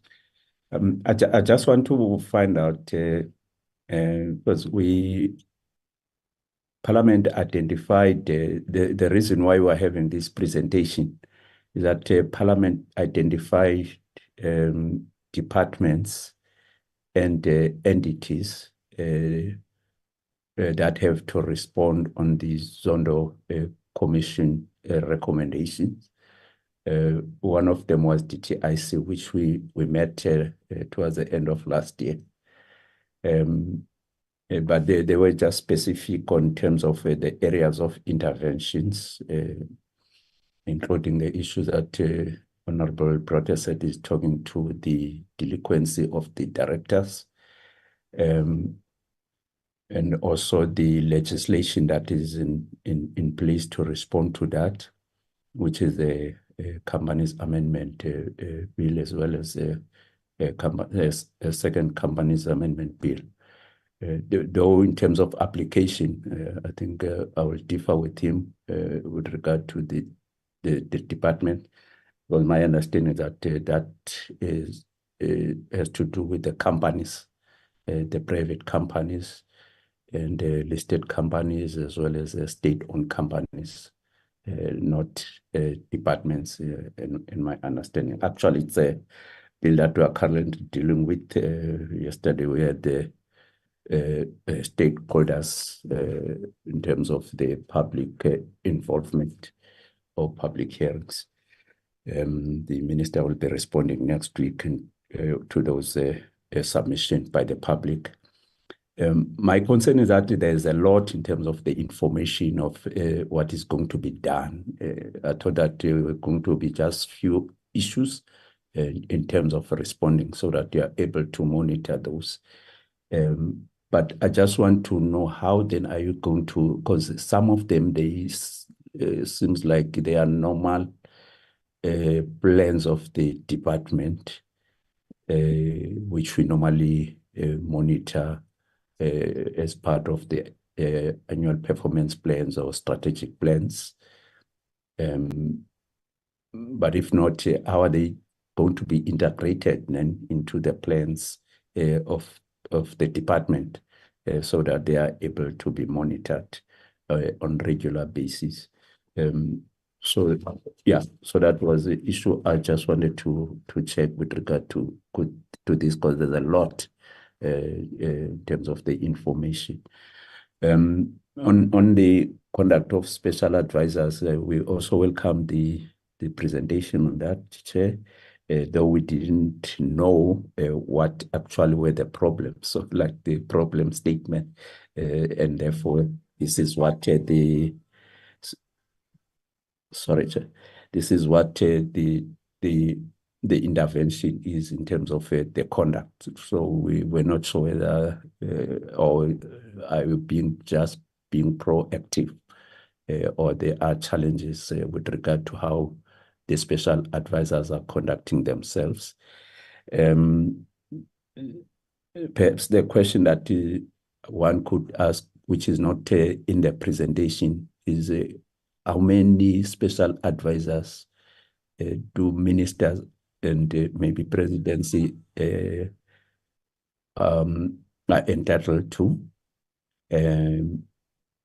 but also whether these special advisors go through the recruitment and interview processes. That would be my question, Chair, on that. But with regard to the annual report, we welcome, Chair, the annual report. There's not really much, especially on issues of financial management. I had a look at what the AG report says. We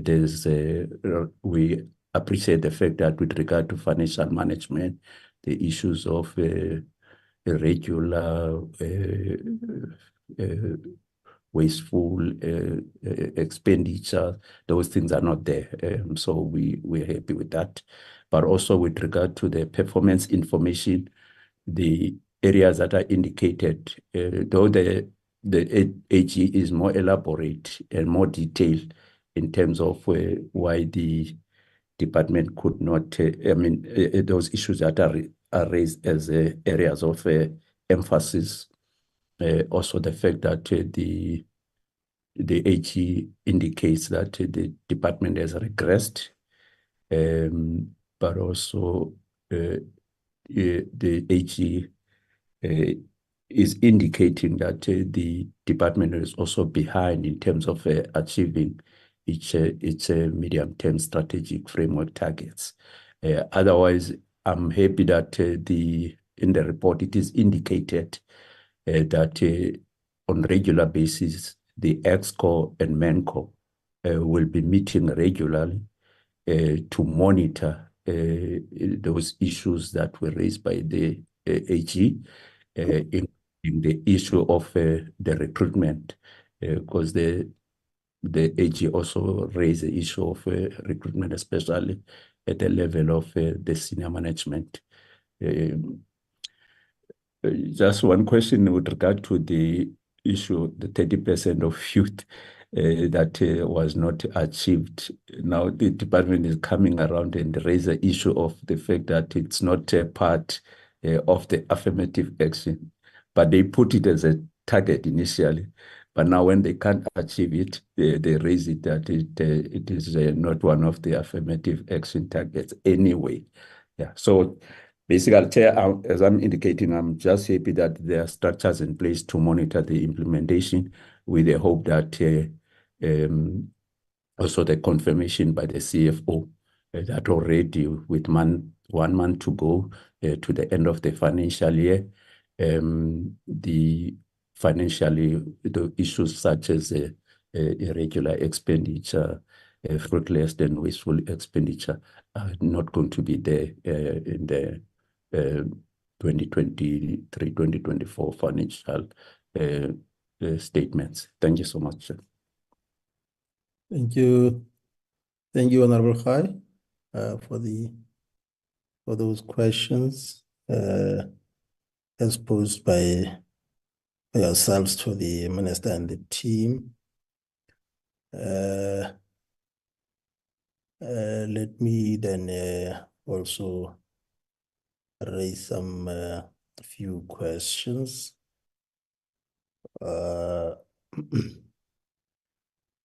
The first one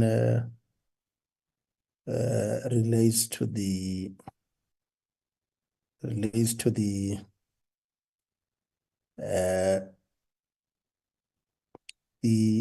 undertaking that was made. You remember that I think the president in his response to the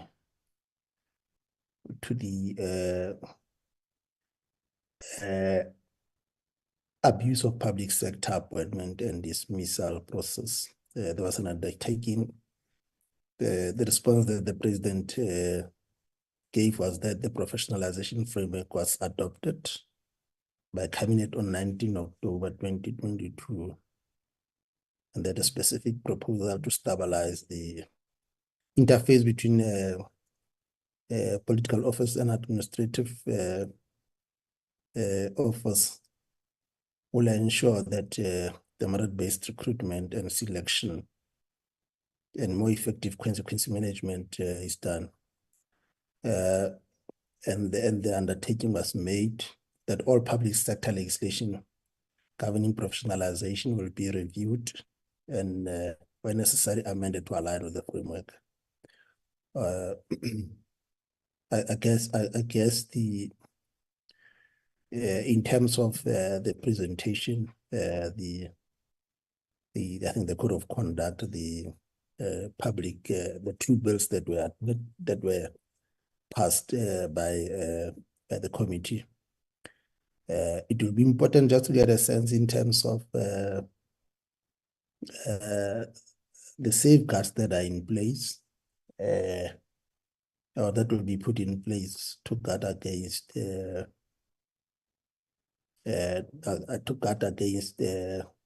abuse.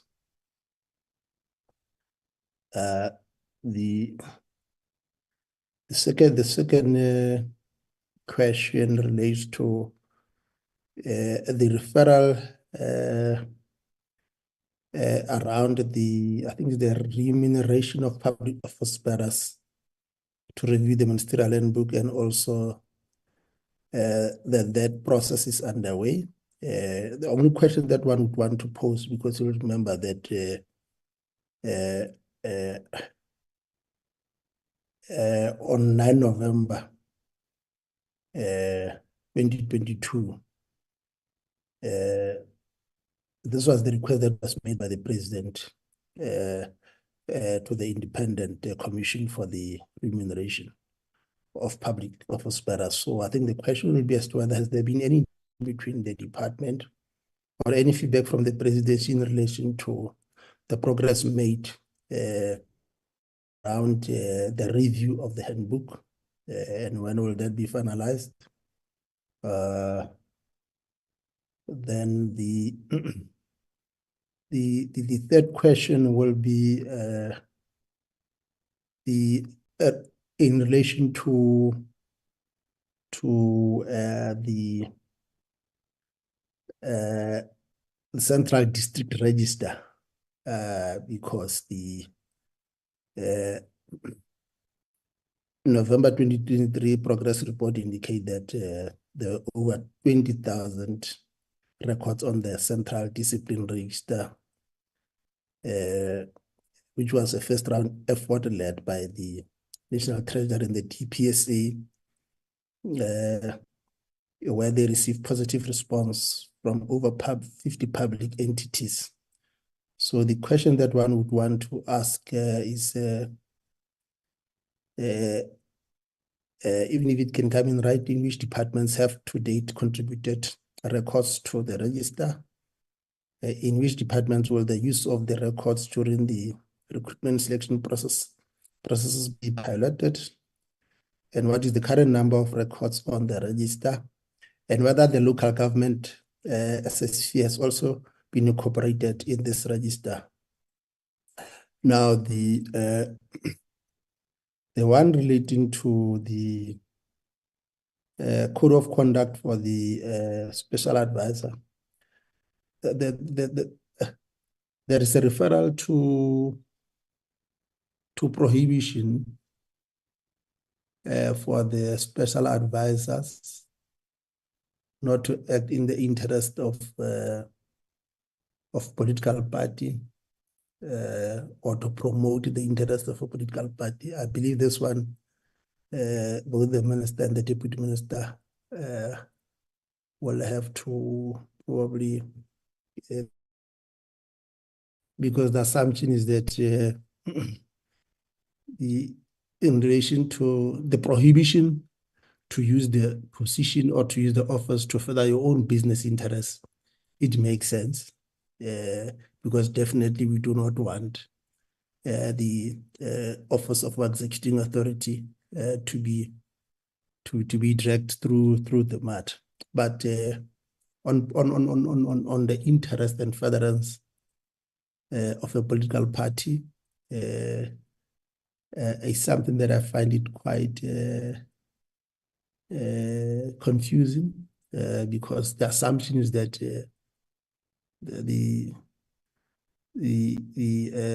executing authority is a political office, and I thought the ministerial, I thought the recruitment to the ministerial appointment definitely is political, which would mean your head of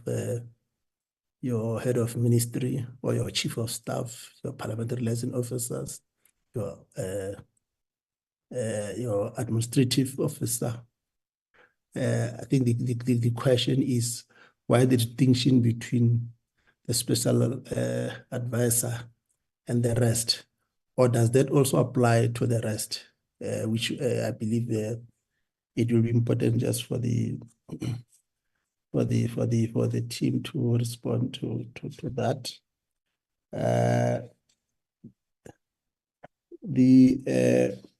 On the annual report, the expenditure from the CFO, the expenditure indicates 93.7%, but the presentation from Bitumelo says we have achieved, our overall achievement is 65%, which is a bit of discrepancy.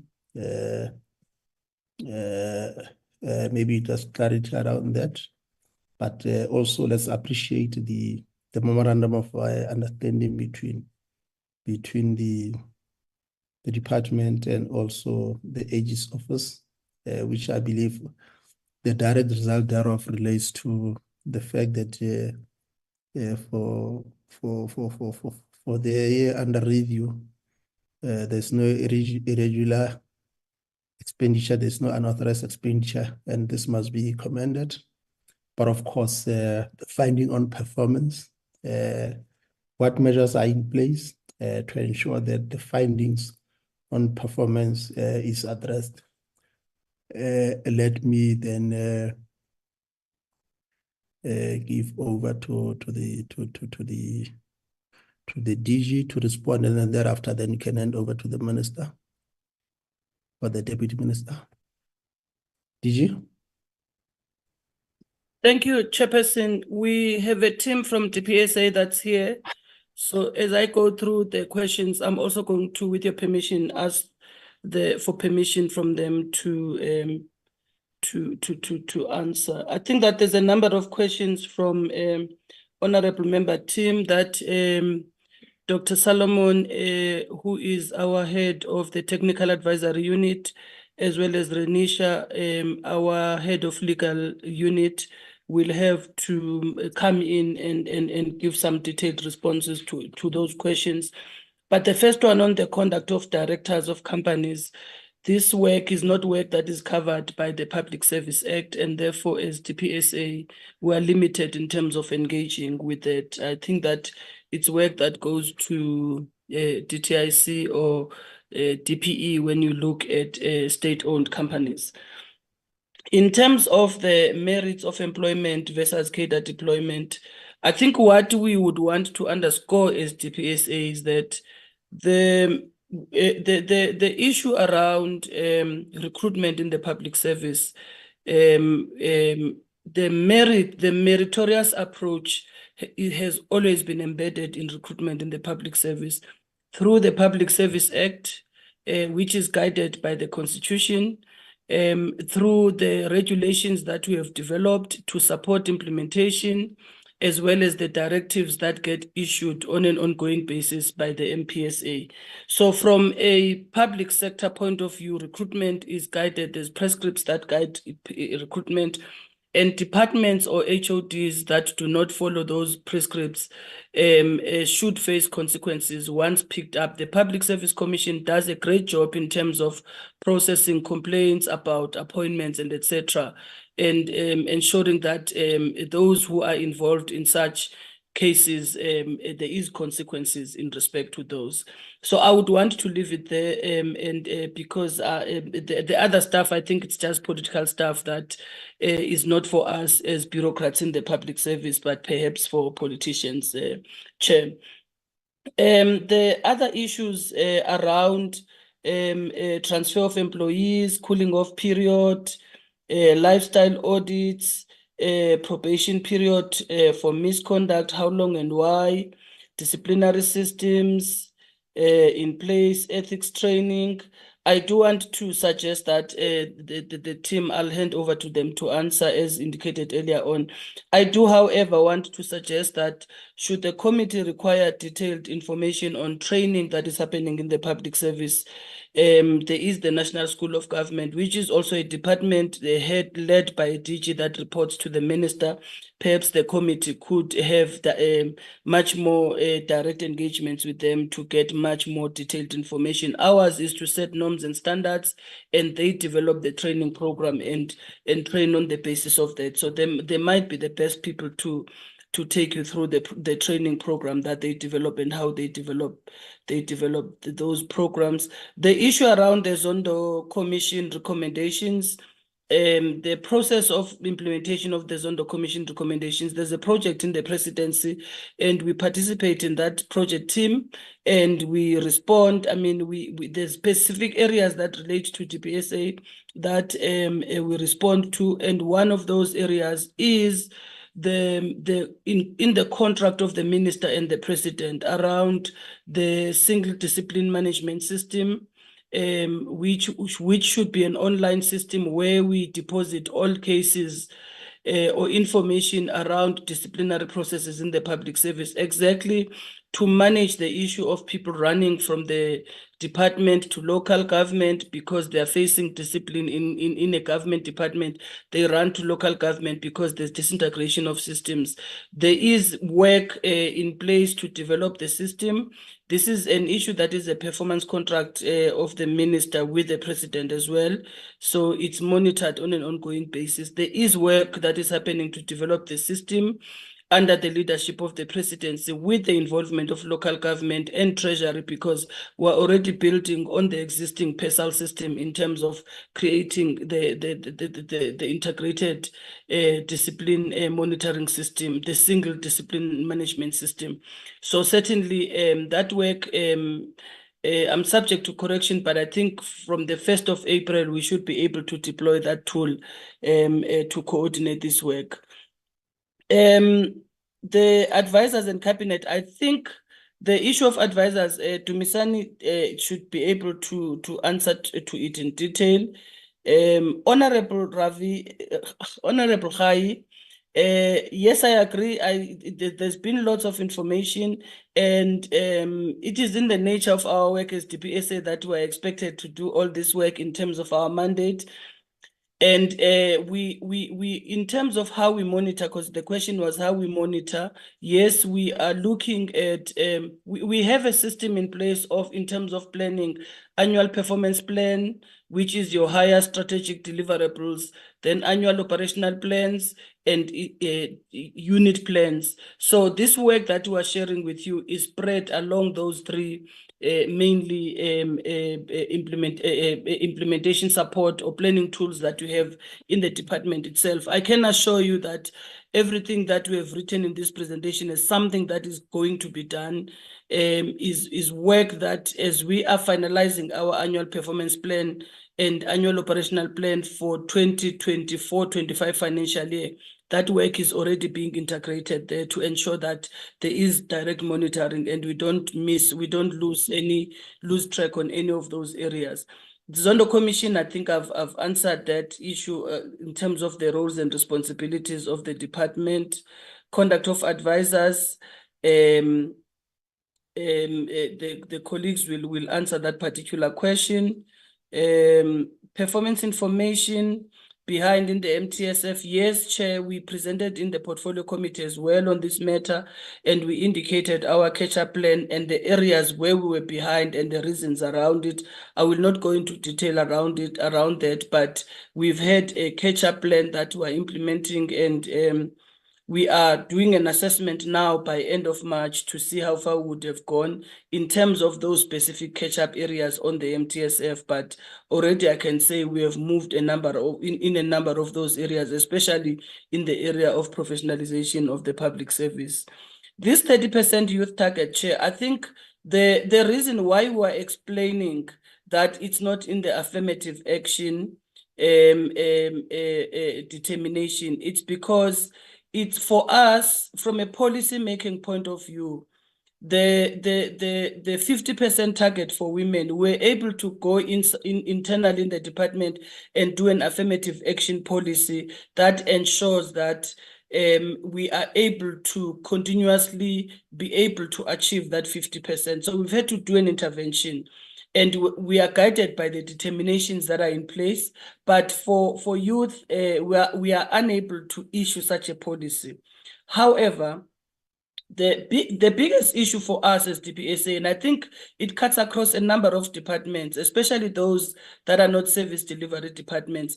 It is not easy for us to have those targets of young people because of the nature of our structures. So we need to relook our structures, and we need to introduce substantive portfolios, technical portfolios, or operational roles at an entry level. As you would know, in terms of the professionalization framework, the entry levels in the public service, which are not supervisory, we should be able to appoint young people without even requiring experience. So that officer level, if you're looking for researchers at entry level, officer level, or policy analysts like a department like DPSA, then you should be able to create that opportunity for young people who are directly coming from universities.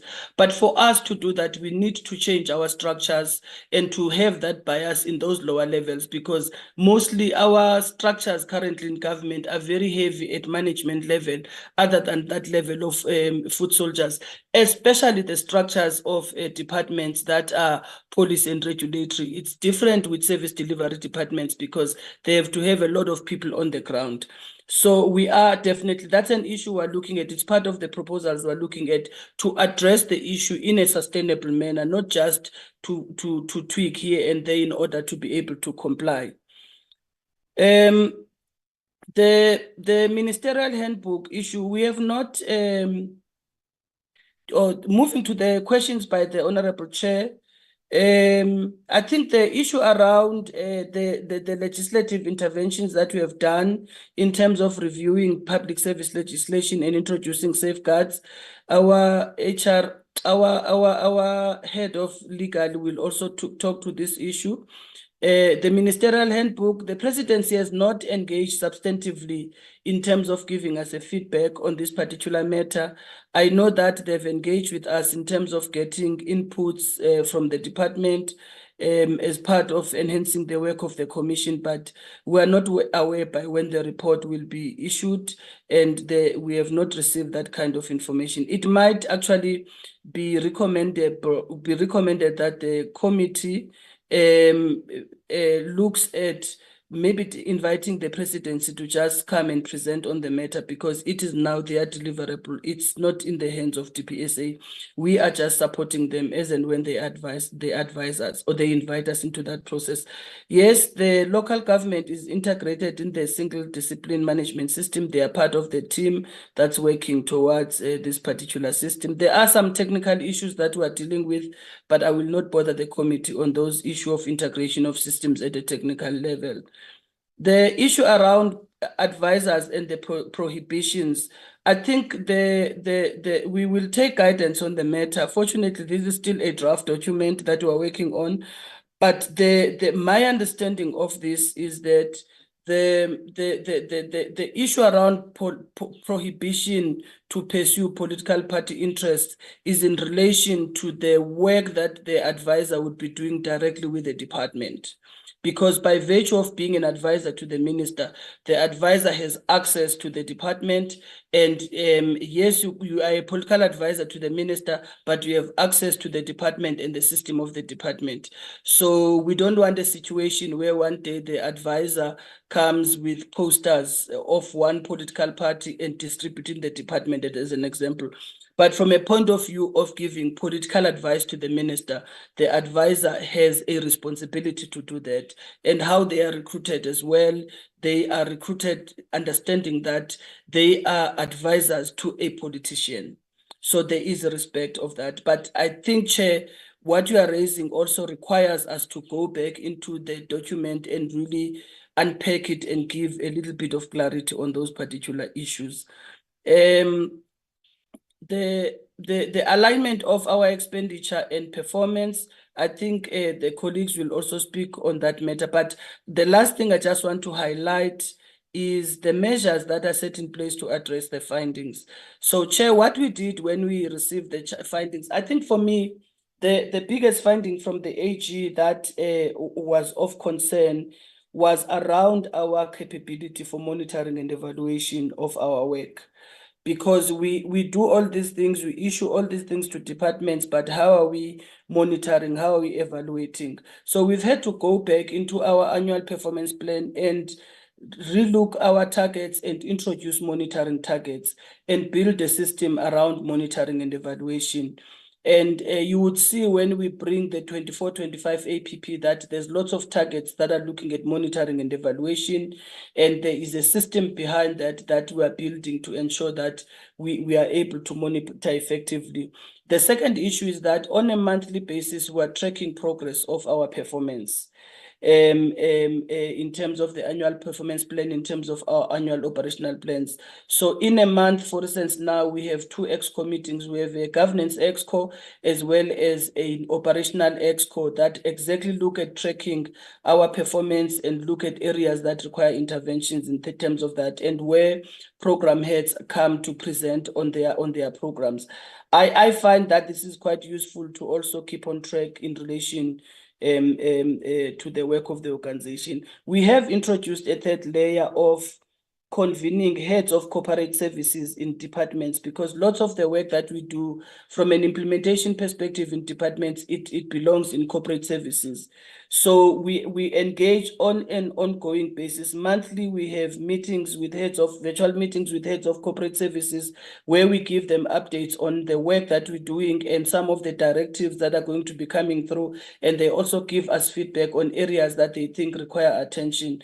I find that to be quite useful and to be rejuvenating in the system. So the heads of corporate services have direct access to DPSA and we have direct access to them. Those are some of the measures currently that we are implementing and that are really showing an improvement in terms of how we move forward with the work.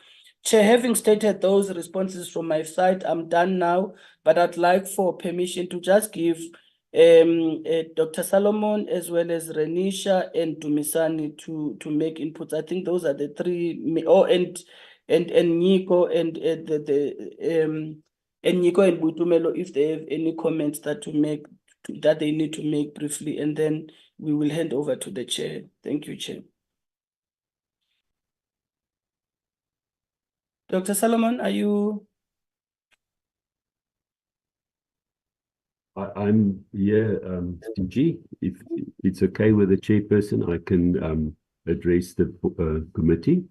Indeed, you have the green light, Mr. Solomon, to address the committee. Thank you so much, Chair.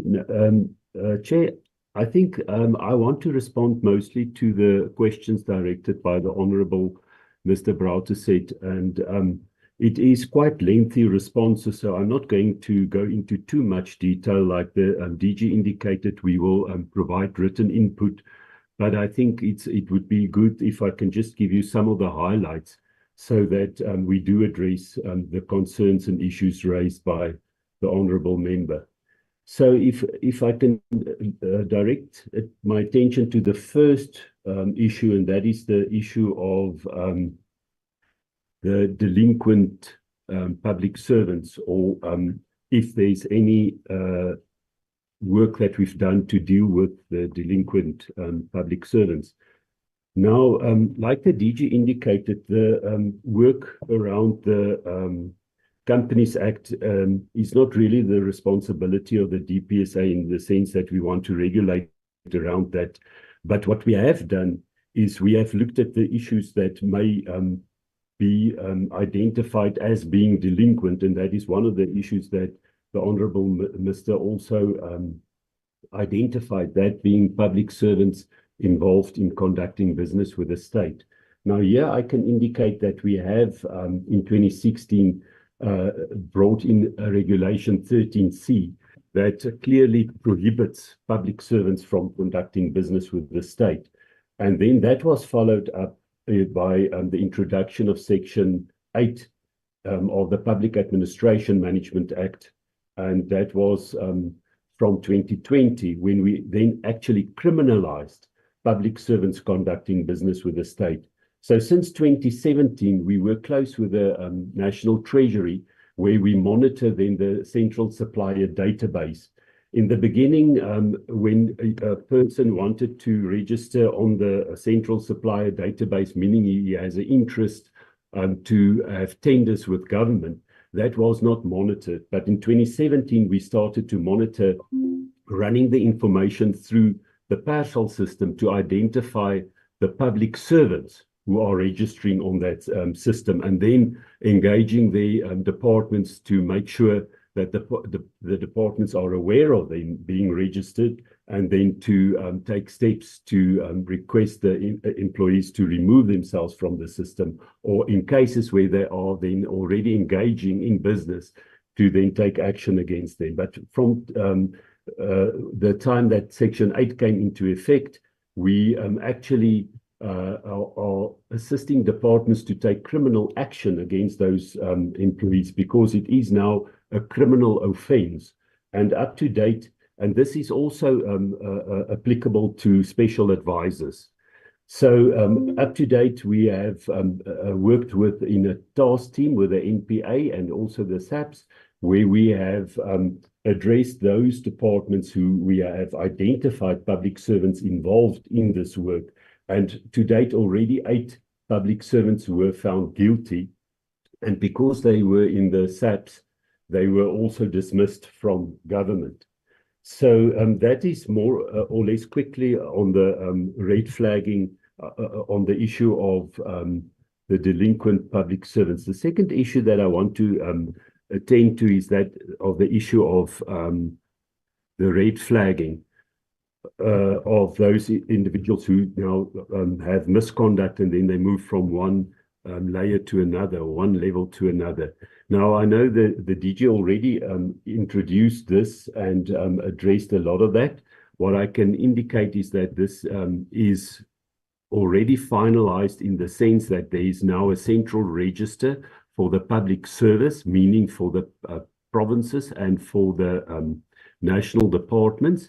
This will be effective from the 1st of April, because we already have the prototype system developed, and we are, like the DG indicated, we're working with the presidency, but also SALGA and COCTA, to make sure that we can extend the system to cover then local government as well.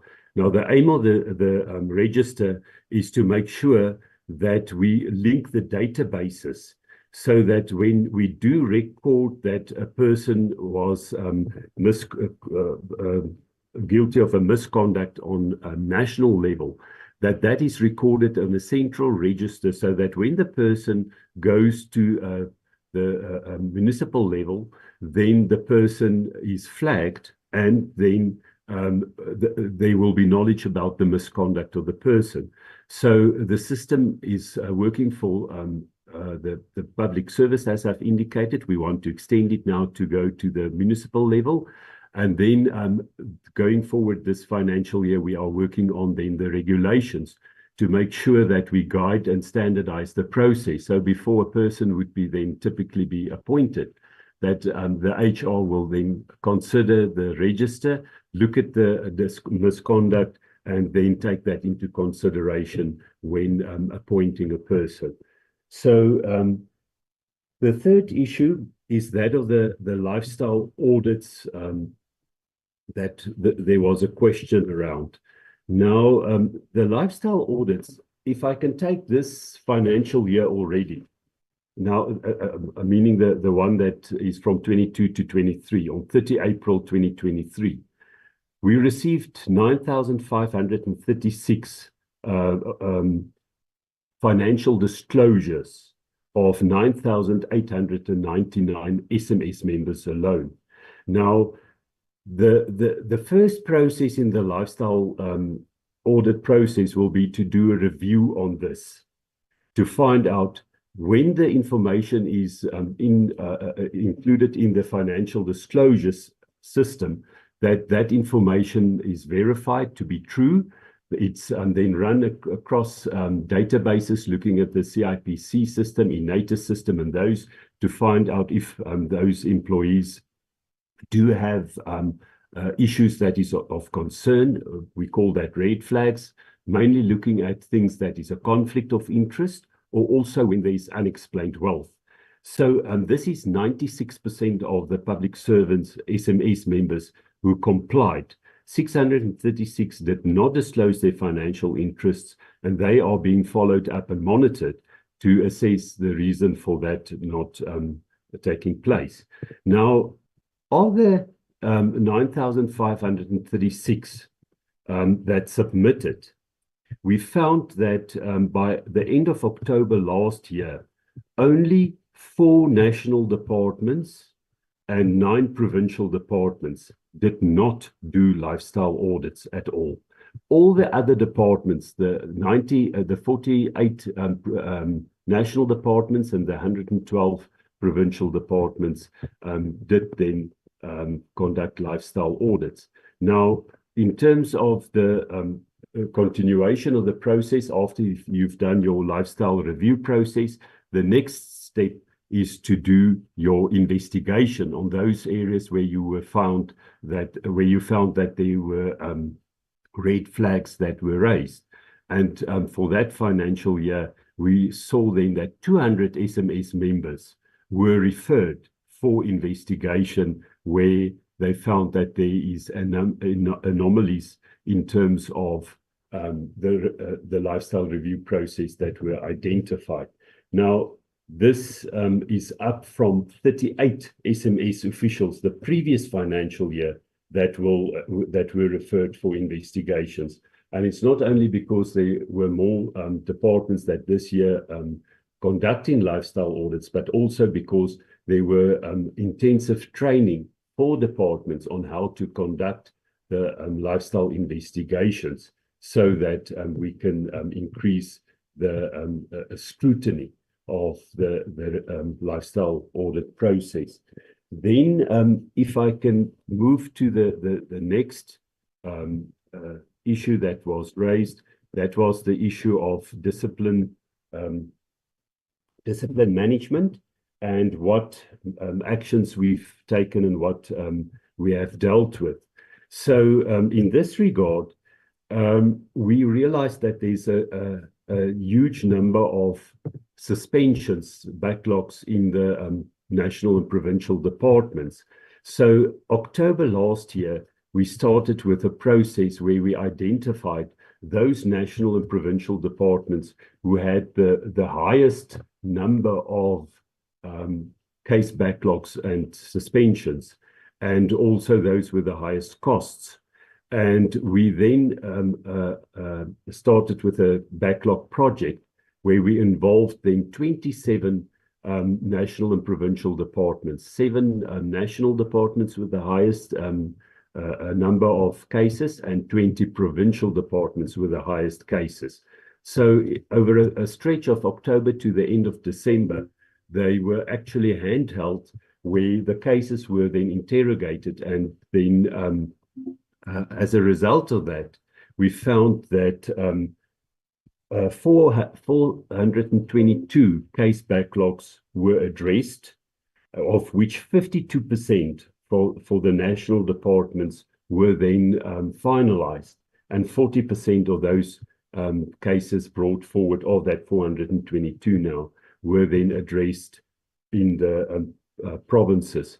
So we also intend of taking this project forward the coming financial year, so that we can have a sustainable approach to addressing case backlogs, so that we can contain the cost around that, but also that we can, while we are looking and addressing the case backlogs, looking at how to improve systems, approaches, and also the skills of those departments that we involved in our backlogs.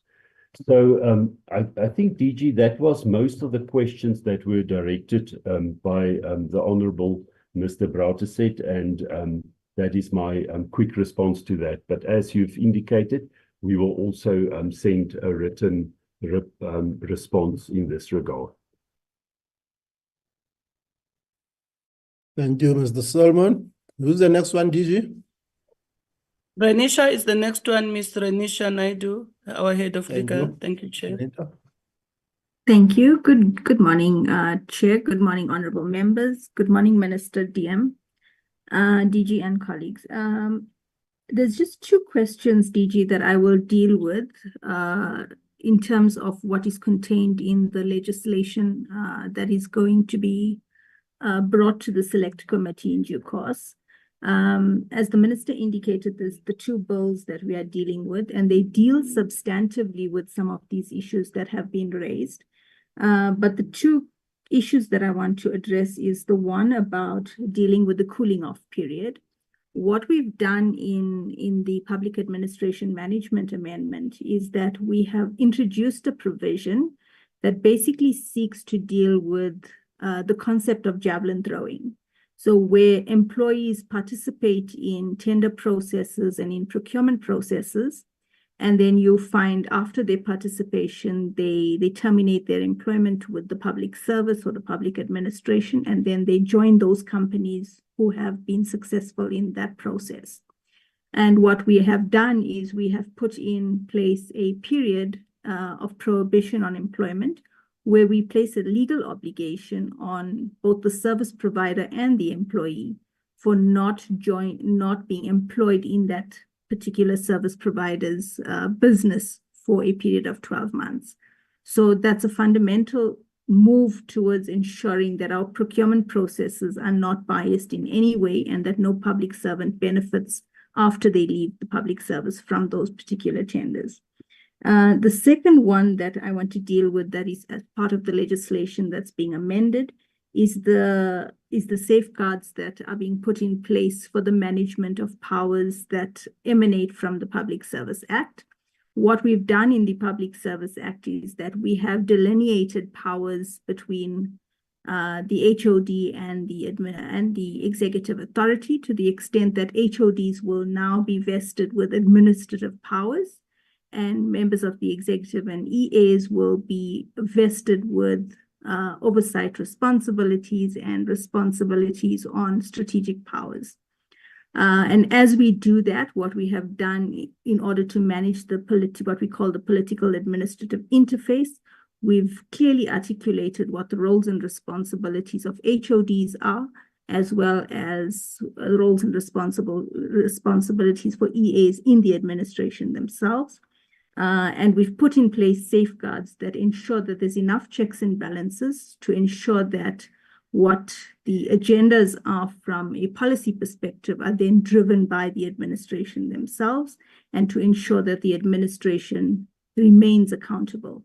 But the details of that can be presented, and I am requesting the indulgence of the committee that as we come with the bills, the amendment bills, after they have been served at the National Assembly, we will provide a lot more details on that, on those particular concepts. Thank you, DG and Chair.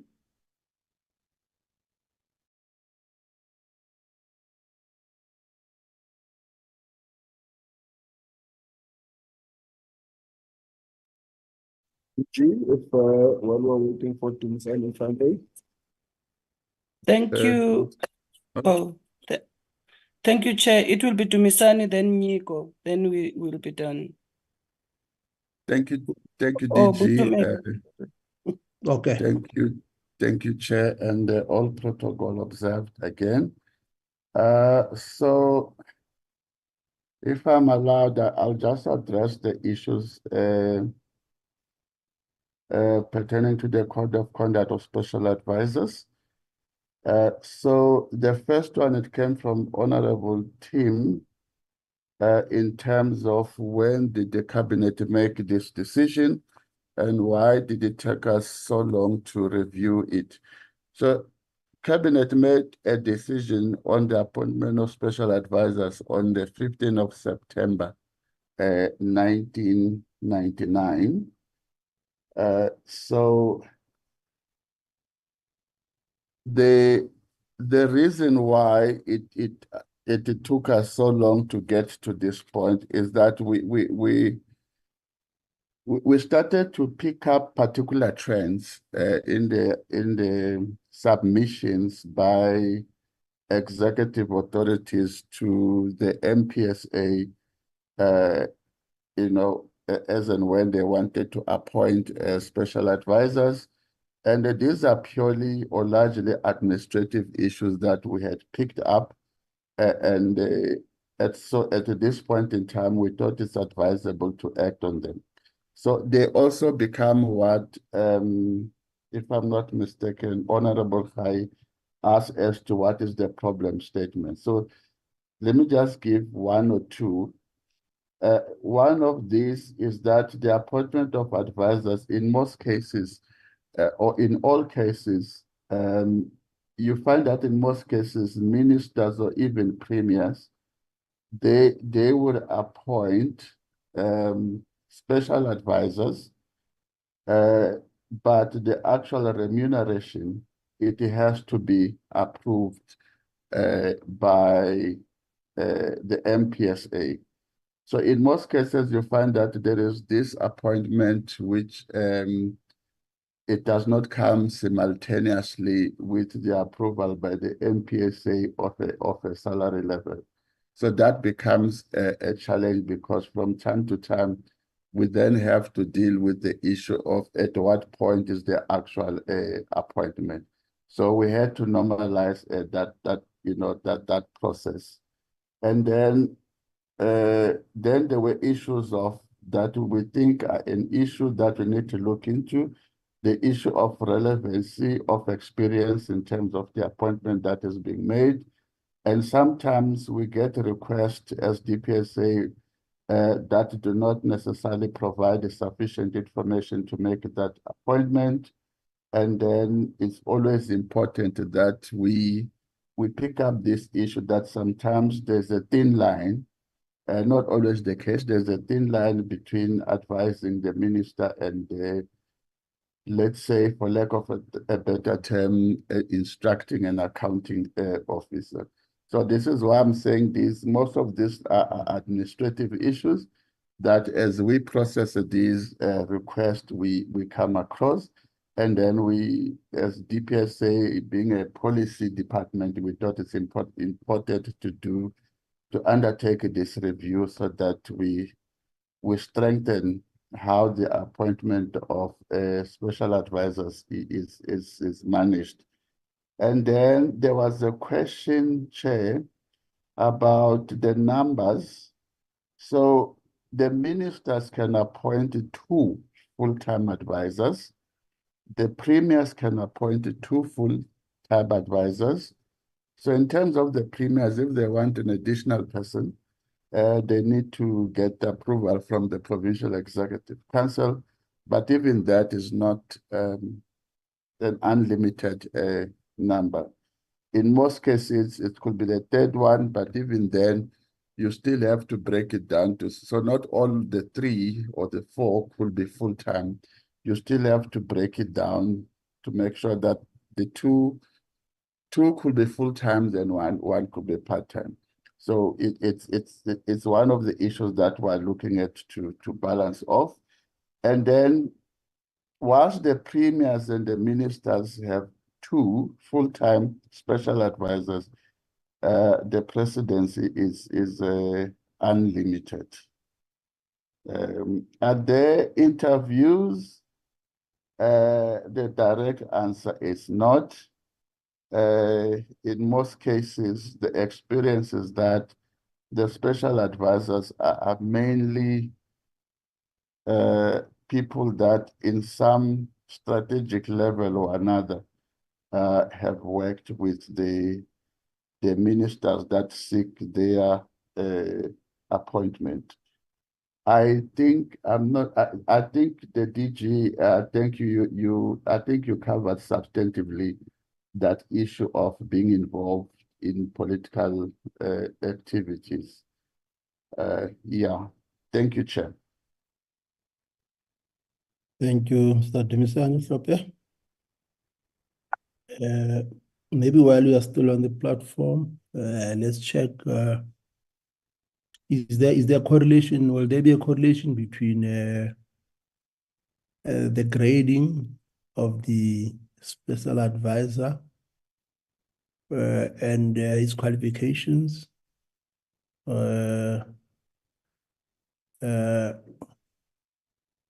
Particularly in terms of the scale.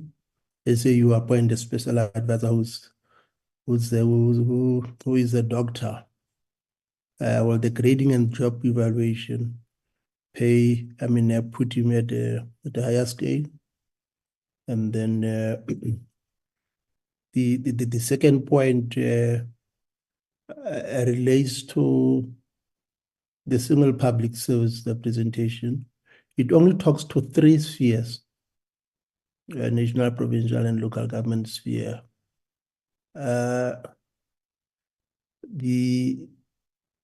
And it's silent on the transfer to the executive. From experience, it has also made it a bit difficult in the past if such a transfer could take place or a placement, because you'll find that at the legislature level, the condition, let's say the condition of services between the legislature and the executive is a bit different, which also then makes it a bit difficult to transfer skills in line with the rationale behind creating a single public service. Then just the last one, which I suspect will be in relation to, I think on on program 5, government service access and improvement, particularly in terms of business process modernization. A reference was made to the organizational functionality assessment and its impact on the business process modernization program. I think this is important because during the State of the Nation address 2023, the potential rationalization of government departments, entities, and programs over the next 3 years was raised. And in terms of the estimate that the National Treasury made at that time was that there could be a potential saving of 27 billion in the medium term if overlapping mandates and also the issue of ineffective programs were to be addressed, and if entities were consolidated. So just to get a sense as to whether the organizational functionality assessment framework, has it been done?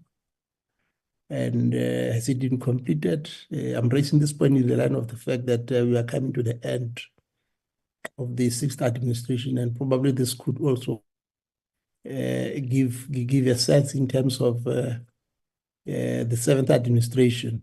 If you can just respond to that. But I just want to check from members whether are there any further follow-up questions. I see Tim as a hand. Tim? Thank you, Chairperson. Yeah, Chairperson, I'm not sure if I had a dip in connection or whatever, but there are 2 questions that I don't feel were answered. The first pertains to, if I go to page 10 of the first presentation, which was relating to the Zondo Commission inquiries. Now, page 10 says a review of regulations. That's the top of that page. And it says amendment to the Public Service Regulations 2016 sought to.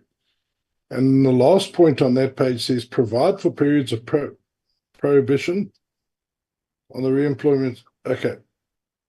So, Tim, is it probation or prohibition?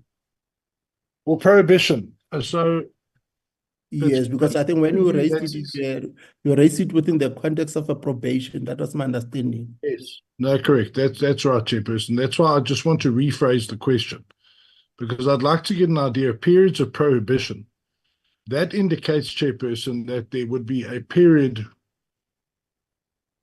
that the person may not be re-employed. I'd like to know whether, now that was a 2016 regulation, has that been followed through on? Where is the department on that now? Have they defined a period of prohibition? And my argument is should there be a period of prohibition? If you've been found guilty of misconduct, should you be allowed to come back into the public service? And my argument would be is unfortunately not. You know, once you've been found of guilty of if you've been dismissed for misconduct, there should be no consideration of a period of prohibition. But if the department can just let us know what their current directive is on that, because page 11 goes into directives. Is there a period of prohibition? If there isn't, that's fine.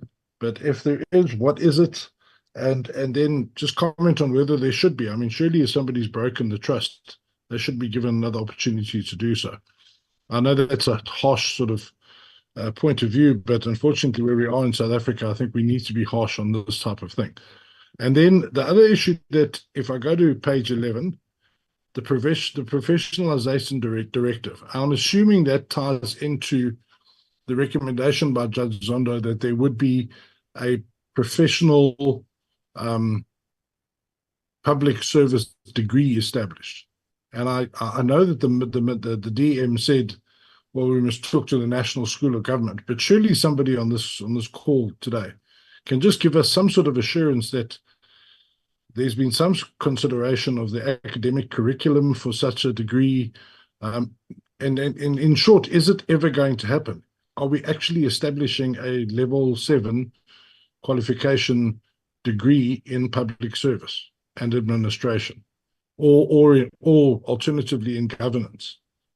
That would be helpful if we could just find out whether the department are actually doing that, or either through the department or through the NSG. But let's just have an understanding of whether that's in the pipeline at all. Thanks a lot. Thanks, Tim. Tim, perhaps maybe just to build on that, because you remember that the legislatures, all our 9 legislatures and also the parliament, from 2010, there are a number of courses that were funded by the I mean, the Parliament and legislatures were funded by European Union in terms of capacity building program, which is an integral part of the parliamentary program. And in most cases, members will be encouraged and invited to do the public leadership course from certificate level right up to master's level. And in terms of the changes, there's a room now for doctoral studies also to be funded from that capacity building program, which obviously is a plus in terms of capacity building for members of parliament and members of the legislature. So maybe the question will be in terms of the relationship between the National School of Government and also Parliament. Has there been such a consideration to tap into this platform to strengthen, because it will also contribute to the strengthening of the work of one of the entities of the Department of Public Service Administration in terms of capacity building for members of Parliament. Thank you. Is there any further? Chairperson, Chairperson, yes. If I may, I couldn't agree with you more. I'm in fact a beneficiary of exactly what you've spoken about. That's why I'm working on my master's in parliamentary ethics. So I've taken that opportunity and I've run with it. My concern, Chairperson, is that the Zondo Commission clearly recommended that a compulsory degree was established in public service, whatever you want to call it. So I agree with you that members of the public service should be encouraged to engage with WITS or UJ, whoever's offering the courses. I'm at WITS at the moment, but to pursue that. But the recommendation of the Zondo Commission is the starting point, and that was a recommendation for a compulsory type of qualification in public service, as I say, whatever you want to call it. And I just want to know from the department, is that being started? Have they consulted the universities? Have they reached out to academics to say, look, how can we put this together? What should the curriculum look like, et cetera, with a very solid section on ethics, because, ethics is something I'm very passionate about. Okay, yes. So that's the question, Chair. Thank you very much.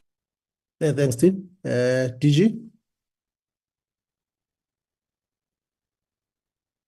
Thank you, Chair.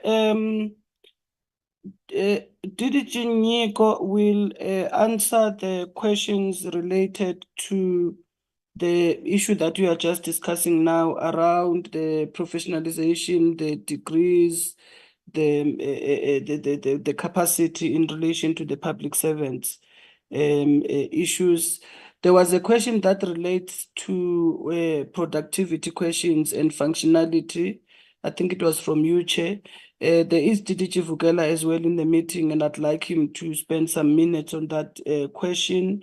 The prohibition on employment, our head of legal, I think she missed to answer that question, but she should come back and be able to answer it. There's different types of prohibitions aligned to different types of misconducts, and she can give more detail and why there is that arrangement that is put in place in terms of the directives. I mean, in terms of the regulations.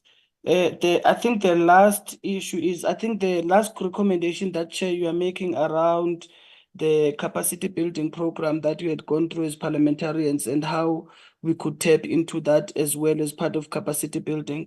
I think it's an issue that we will also forward to the NSG, because NSG is the one that does this type of programs. So with your permission, Chair, I will start with DDG Nyiko, and I'll ask him to be brief. And then after DDG Nyiko, it will be DDG Vukela. After that, it will be Renisha. There was a follow-up question you made, which relates to Dumisani. He should be able to come back and attend to that follow-up question. Thank you, Chair. Nyiko? Thank you, DG. Thank you, Honorable Chair. I think maybe I should start with wishing the Honorable team Brotosat well in his master's studies. And just maybe to suggest a book, there's a book by Professor Jonathan Chimakonam at the University of Pretoria on African ethics called A Guide to Key Areas. It also provides the history of African ethics beyond the time that the Greeks started to talk about African ethics, and it will be, as a student of African politics and ethics myself, I'm looking forward to engagement on that part, so that we infuse ethics and meritocracy in the public service. But speaking on the key questions that have been asked, I think the recommendation, maybe we have to look at that recommendation, but the recommendation and the way we have understood it in terms of the engagement we have had from the commission was that we need to improve how the work of the new developments that come up from the public service, whether it's the framework on professionalization, the new revisions to the regulations, because one of the findings was that there appeared to have been a misunderstanding of what the regulations, the new regulations of 2016 were saying, or a complete disregard of that. The recommendation from Chief Justice Zondo and the team was that we have to find a way of influencing the curriculum that is developed by the universities as well as the National School of Government. And in terms of setting out the norms and standards by the Minister for the Public Service and Administration, we are doing that. The DG has established a partnership with SAPAM, which is the South African Association of Public Management Schools, Public Management Association. And that association, through that association, we have had various engagements with heads of departments of public administration across South Africa. We have even hosted all the 26 universities at the DPSA's head office, where we discussed how the schools of administration are infusing the professionalization framework into their curriculums. They've even appointed some of our colleagues to speak to specific courses that are being developed that we partner with in that space. So this is part of the way in which we are trying to ensure that the SMS, especially at that level, becomes the professional sphere that it was envisaged as when it was first introduced into the public service. The recommendations from the commission, from our understanding, never said that the NSG has to come up with a cost, but it did say that there should be a strengthening of how people get into the public service, into the SMS level. So the Minister for the Public Service and Administration had already issued minimum requirements for appointment into SMS, which is director and chief director positions require you to have an NQF level 7, and a deputy director general as well as the director general positions require a minimum of NQF level 8 qualification. So we have already, through the powers that the minister has already issued that, and we are working with organizations that are responsible for the particular work that is supposed to be done by them to ensure that it is done. Lastly, I think there was a question from Honorable Mandasai that is still outstanding from our side, that we appear that some of the work that we are doing appear to be normal work of the department. So one of the findings from the commission as well as the Auditor General in terms of how we were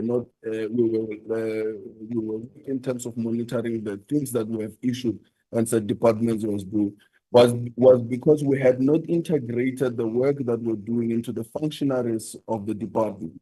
So now we have institutionalized all the initiatives linked to the professionalization framework. You will see them appearing in the annual operation plans, in our annual performance plans, performance agreements and so forth, so that it doesn't become the work of the minister, the work of the DM, or the work of the DG, but it becomes the work of the department that is institutionalized within the various instruments that are supposed to be used to institutionalize that, and that it can become sustainable. Thank you, Chair, Honorable Chair, and thank you. Thank you, DG. Thank you, Mr. Thope. TM Minister, any last word from your side? Sure, thank you. I thought there's a last question. Oh, it's the last one. Okay. All right, Mr. Vigela, my apology. No, thanks very much, Honorable Chair, and the Minister, DM, and DG colleagues on the platform. Thank you very much. Chair, you've asked a very important question on the issue of functionality assessment.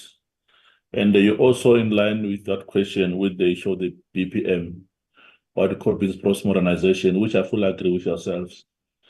BPM, both instruments that you have asked, Chair, are part of the MTSF targets. So your assertion in that question was quite correct. And you also refer to the present speech, which I fully agree with yourselves.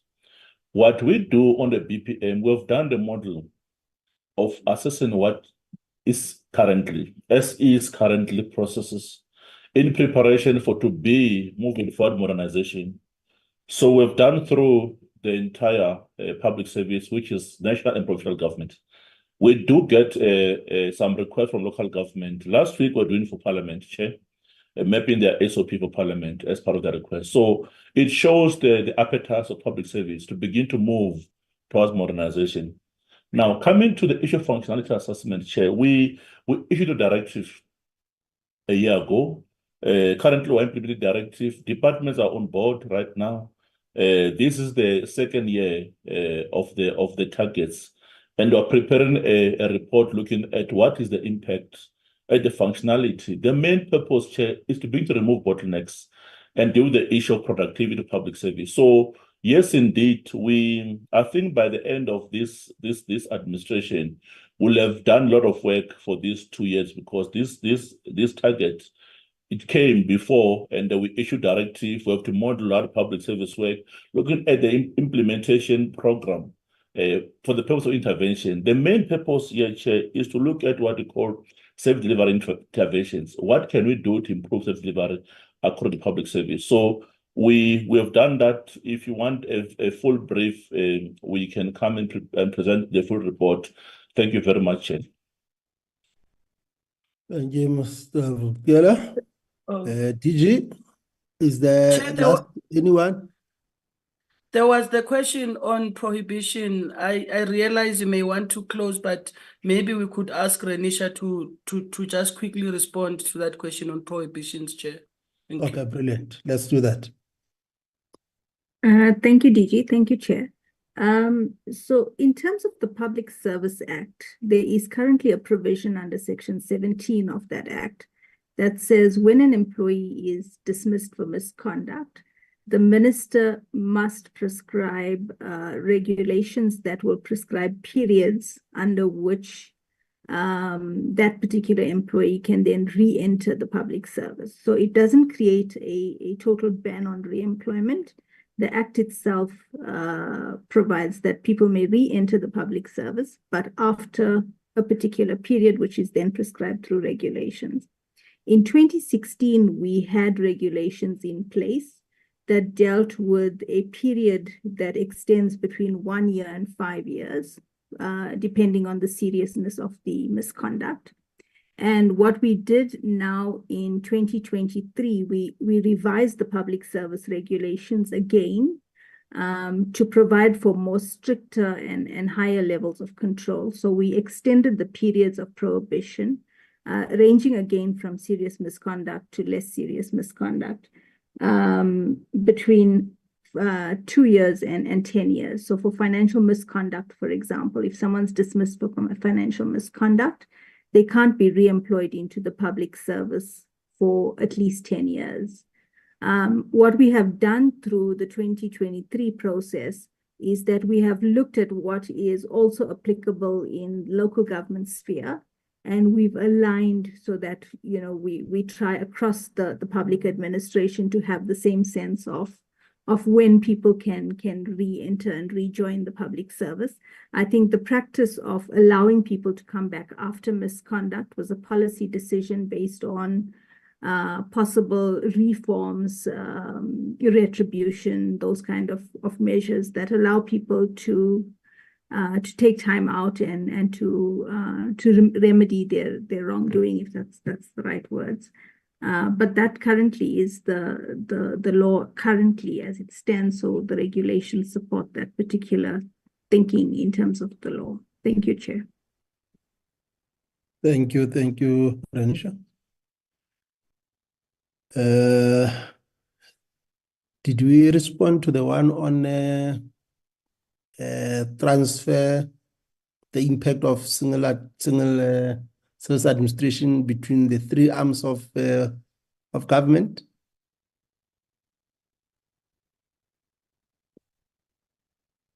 No, Chair, we didn't. Renisha, I think that's your question as well. It's related to the legislative amendments. Thank you, Chair.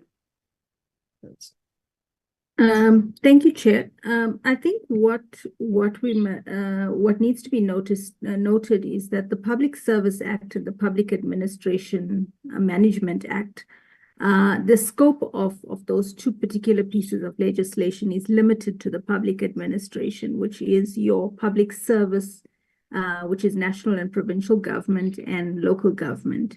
It has not extended into the three arms of government, into the legislature, into the judiciary, or into the executive. There are different pieces of law that is currently administered that deal with those particular areas. I think also there's constitutional imperatives that one must be careful of, because we have a constitution that clearly delineates autonomy in those particular arms of state.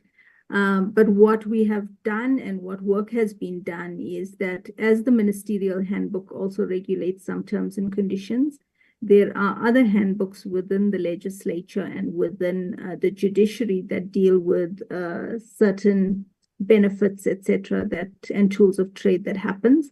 And what is being done behind the work in that area is to try and streamline that. But again, that would be work that will be managed by the presidency, the Speaker of Parliament, and the judiciary themselves, the Chief Justice. Yeah. So, Chair, I think that work will continue to find that streamline, but it won't be within the legislation that the DPSA administers. Thank you. Okay, great. Are you done, DG? Yes, Chair, thank you very much. I think we have answered all the questions from honorable members. Thank you. Thank you. Minister?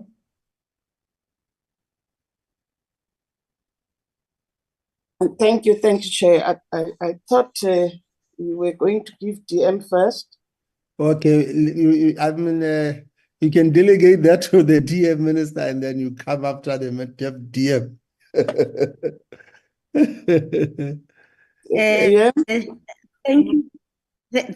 Thank you, Chair. Let me also just acknowledge the presence of the Minister, members of the Select Committee, the DG and team, members of the public, to say this is the presentation we are putting forward to you this morning, Chair. And I hope it has actually informed the committee well in terms of progress that we have made that relates to our performance in terms of our annual performance plan, and also indicating how we have actually managed to move in terms of recommendations that have been made by the State Capture Commission. The comment I want to just make is that we continue to try and achieve our targets. And I know that we have not fully achieved our targets as stated, but our intention is to manage to fully achieve these targets over years.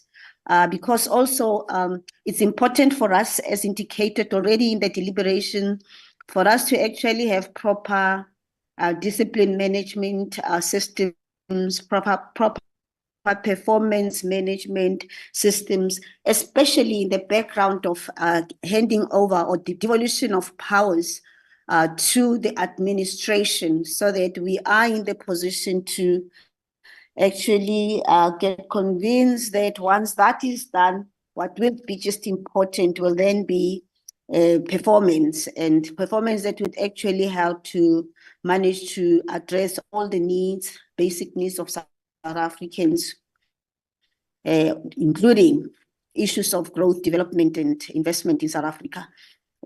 Honorable Brayton has actually asked the question on conduct of CEOs in the SOEs, and the answer has been that it's something that can be done in the Department of Public Enterprises. But from time to time, the President also does make determinations for the Department of Public Service and Administration to address matters of this nature, like we did in the past with appointment of CEOs in the state-owned enterprises. So basically, if this is something that is actually seen as a requirement, we could look at the extent to which we can actually have a joint sitting with the relevant portfolio committee to interact on this, so that we impress upon them this, which I think might be a very valid requirement. Indeed, the issue of special advisors, I think it was a good question to say, what is the problem statement? Because if it ain't broken, don't fix it. But a number of matters have been put forward to the committee to say these are matters that may actually point to the importance of developing some kind of measures to ensure that appointment and conduct of the special advisors is actually addressed, to actually help to avoid all that could have been identified as contentious. Though the example of a political poster thing, I think is, I would say that it's an overstatement. To the extent that I think the maturity of these people should be such that something like that should never, ever happen. But you never know, Chair. Some things can actually happen. I wouldn't agree more with you, Honorable Britton, about ethics issues. To say that indeed we need to actually strengthen ethics training in the public sector, especially because things happen. Where there are human beings, there will always be things that or business that actually takes a direction that we always call unintended consequences, because you provide power and control and it's interpreted differently or it's manipulated. And this is why historic manipulation of business for nefarious means is always criminalized, because certain things can happen to actually mislead.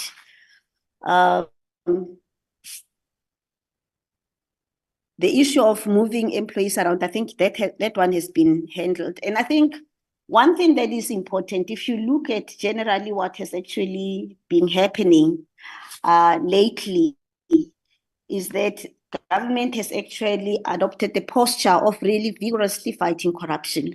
It's not only about lifestyle audits, there's a whole lot more that is actually being done that has not actually been put forward. But what is important is that now lifestyle audits for public servants is now actually something that is part of the business. And we're hoping this will actually reduce and limit what can be referred to as corruption in government.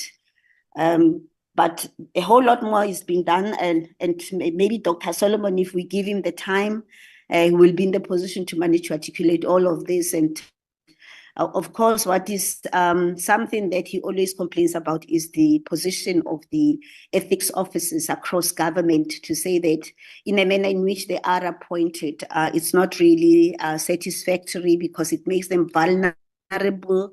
And when you put a member of staff in a position that's vulnerable, it almost becomes a deterrent to really efficiently fulfill the requirements of the position.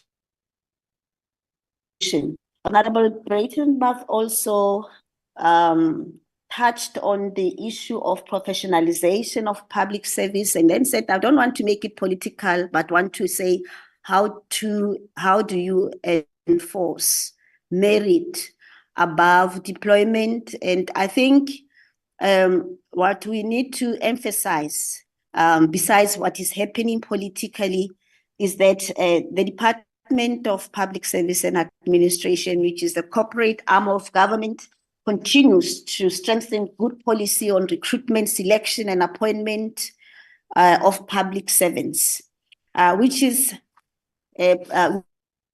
are policies that actually promote the spirit of the Constitution, so that there is fairness and no discrimination in terms of recruitment, selection, and appointment of public servants. In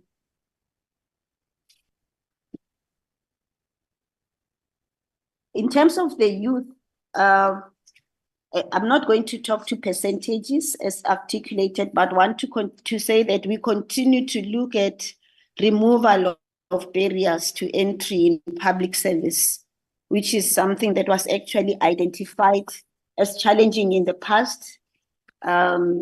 We still have to refine the graduate recruitment a program or framework that we have, in order for us to be in the position to deal with the huge number of graduates that are not employed in South Africa. And I'm sure once we have actually finalized that framework, we will be in the position to come back to you, Honorable Chair, in the future somewhere, to say, yes, indeed, now in South Africa, we are in the position to really absorb graduates in the public service. Also noting that when it comes to issues of unemployment, it's not only the responsibility of government to absorb youth or to create jobs.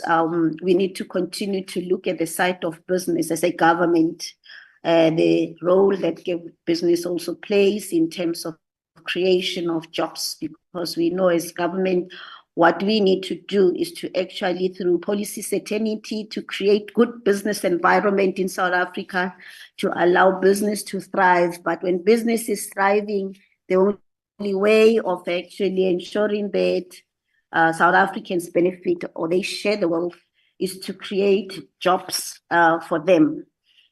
There was also a comment on the organizational functionality assessment and its outcome. I think a lot of what we are talking about is the outcome of the organizational functionality assessment. Even if there has been challenges to the extent that we have restructured, though have not really been in the position to successfully rationalize on the part of personnel due to demands made by labor through the Public Service Bargaining Council chamber. A huge challenge, because then what ends up happening is that you still need to actually then see where to then place some of these personnel, some being placed in areas that they are not actually skilled for. A process that is contentious, but still being looked into. And also, as part of that process, we are looking at establishment, and the bills will be coming to the NCOP soon, establishing or making the National School of Government, turning it into a government department, working with the Department of Higher Education, Science and Technology to determine the standards for such an institution. It has got to be turned into a university. But for all intents and purposes, I think what is important is always to look at how we can be in the position to build a viable public service for South Africans in order for the needs of the people that depend on us to be in the position to be met in a way that actually brings about change in their lives. Thank you, Chair. Thank you, DM. Honorable Minister, floor is yours. Thank you, Honorable Chair. I think let me thank DM as well. She has covered quite a number of the areas I would have touched. And let me again once more appreciate the opportunity from the honorable members to engage with us on what we are doing. As I said earlier, it helped to keep us on our toes. Let me allay the fears of the honorable members on the advisors. Yes, advisors, one will say they are political appointees. That's correct and that's true. But their role is not political. They can offer political advice, but they can't really go out there and act in a political way as a minister or a deputy minister.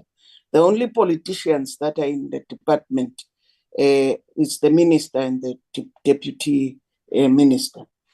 The reason they are there, it is more to support, to give support.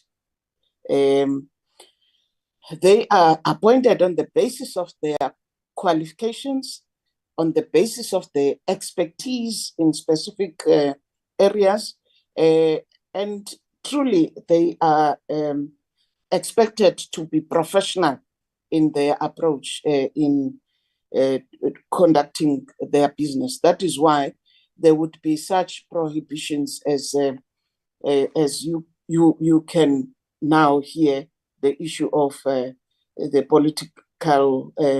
They can't be political. The second point is that Honorable Broughton-Seth is concerned about the political hot potato of cadre development, cadre deployment. And I think he's saying it's a political hot potato because of the case and its outcomes today, the judgment that has been served on the Democratic Alliance that had taken the matter to court. Let me allay the fears of both Honorable Broughton-Seth as well as the Democratic Alliance. Be reminded that the Constitution of this country has certain guarantees, and the Constitution of this country, those guarantees are in that Constitution because the governing party campaigned and fought for those guarantees. Them confusing an internal policy of the ANC and government policy. I've answered this question, I don't know how many times, from the members of the Democratic Alliance, asking me about the cadre deployment in government. And I have been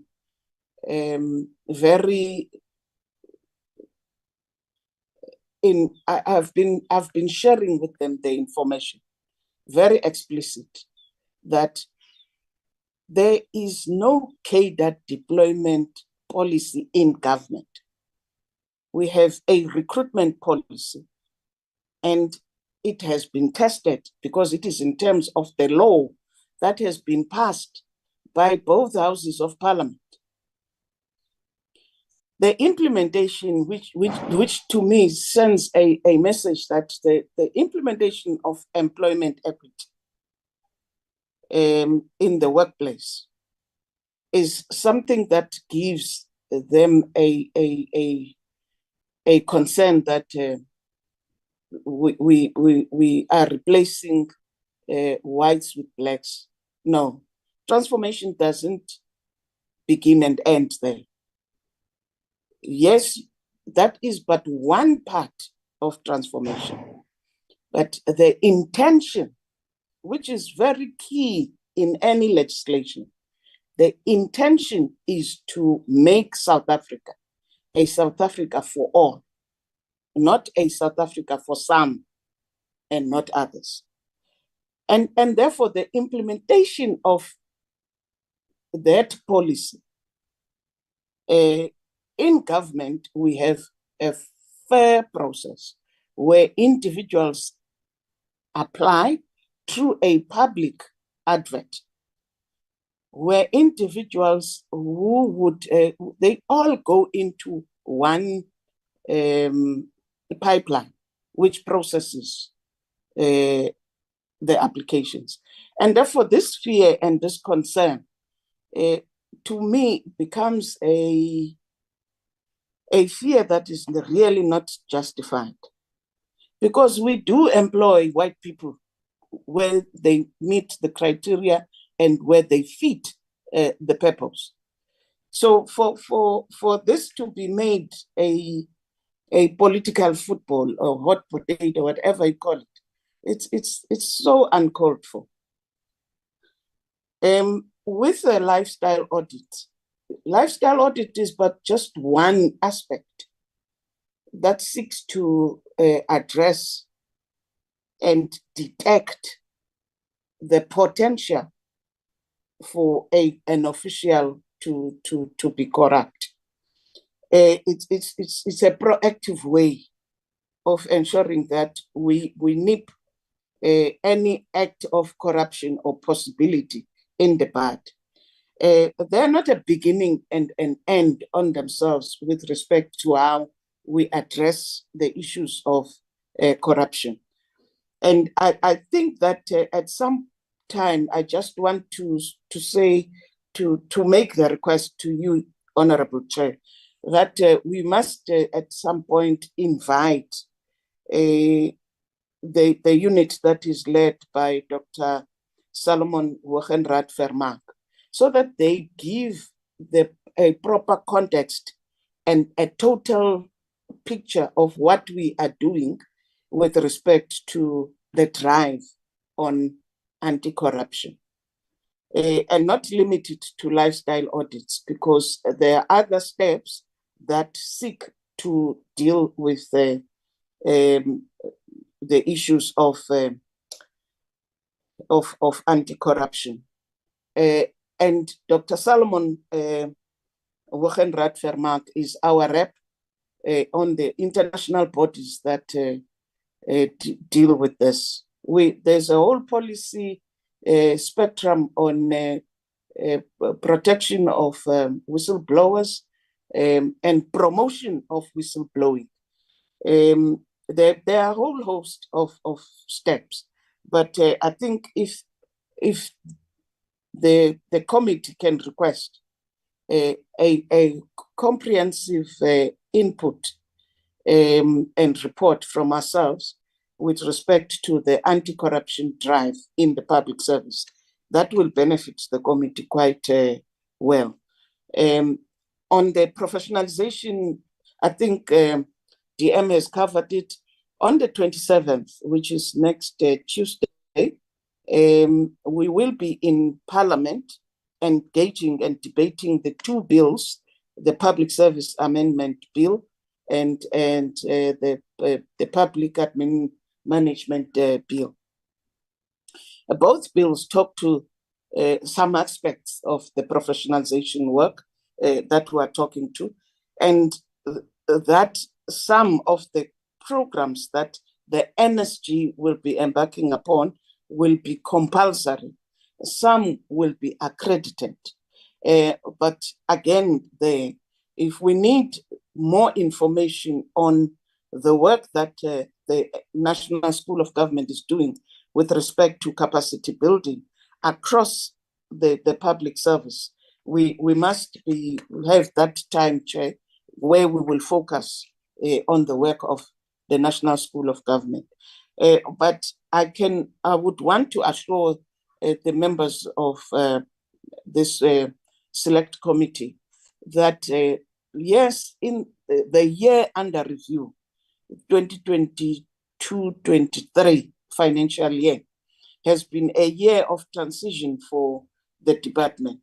And as DG had explained, is that right towards the end of the financial year, there was that handing over process, which delayed a number of pieces of policies that should have been by the end of the financial year, that would have been approved, which could not be approved at the time. And we've recovered in the early part of the year.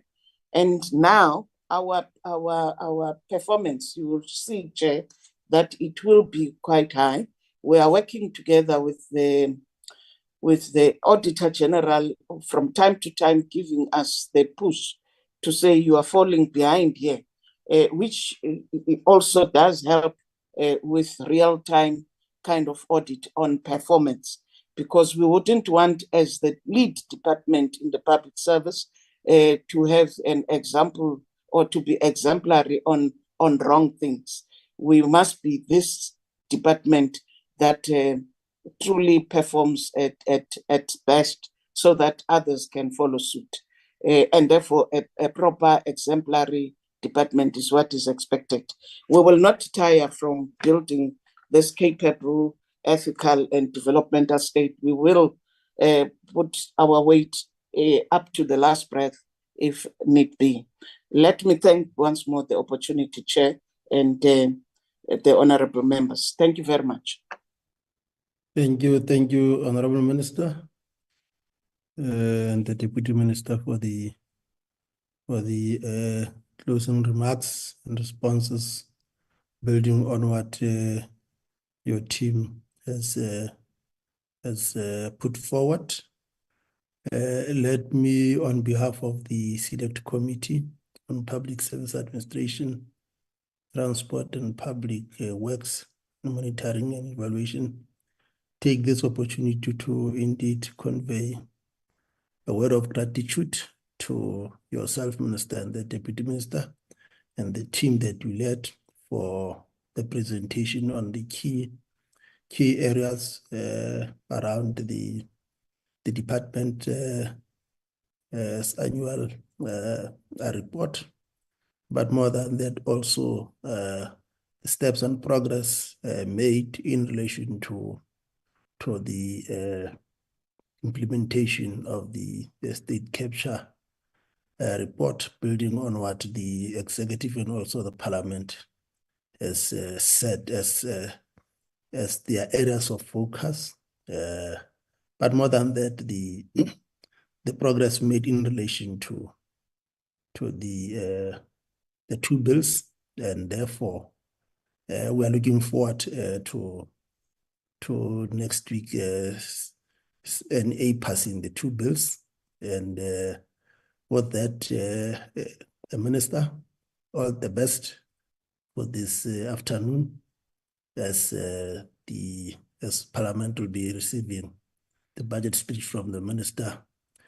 And from our side, we will, based on the request made by Honorable Dango, and also those members of us who will be joining the National Assembly on the budget speech, let's then defer our minutes, our two set of minutes, to the next meeting, so that we are able to hit the ground running, detained by this meeting. And on that note, also a word of gratitude to yourselves, members of the committee, the parliamentary staff, and the public So therefore, this meeting is adjourned. Thank you. Thank you, Chair. Thank you. Yes. Thanks, dear. Thanks, Chair. Bye. Bye, DG.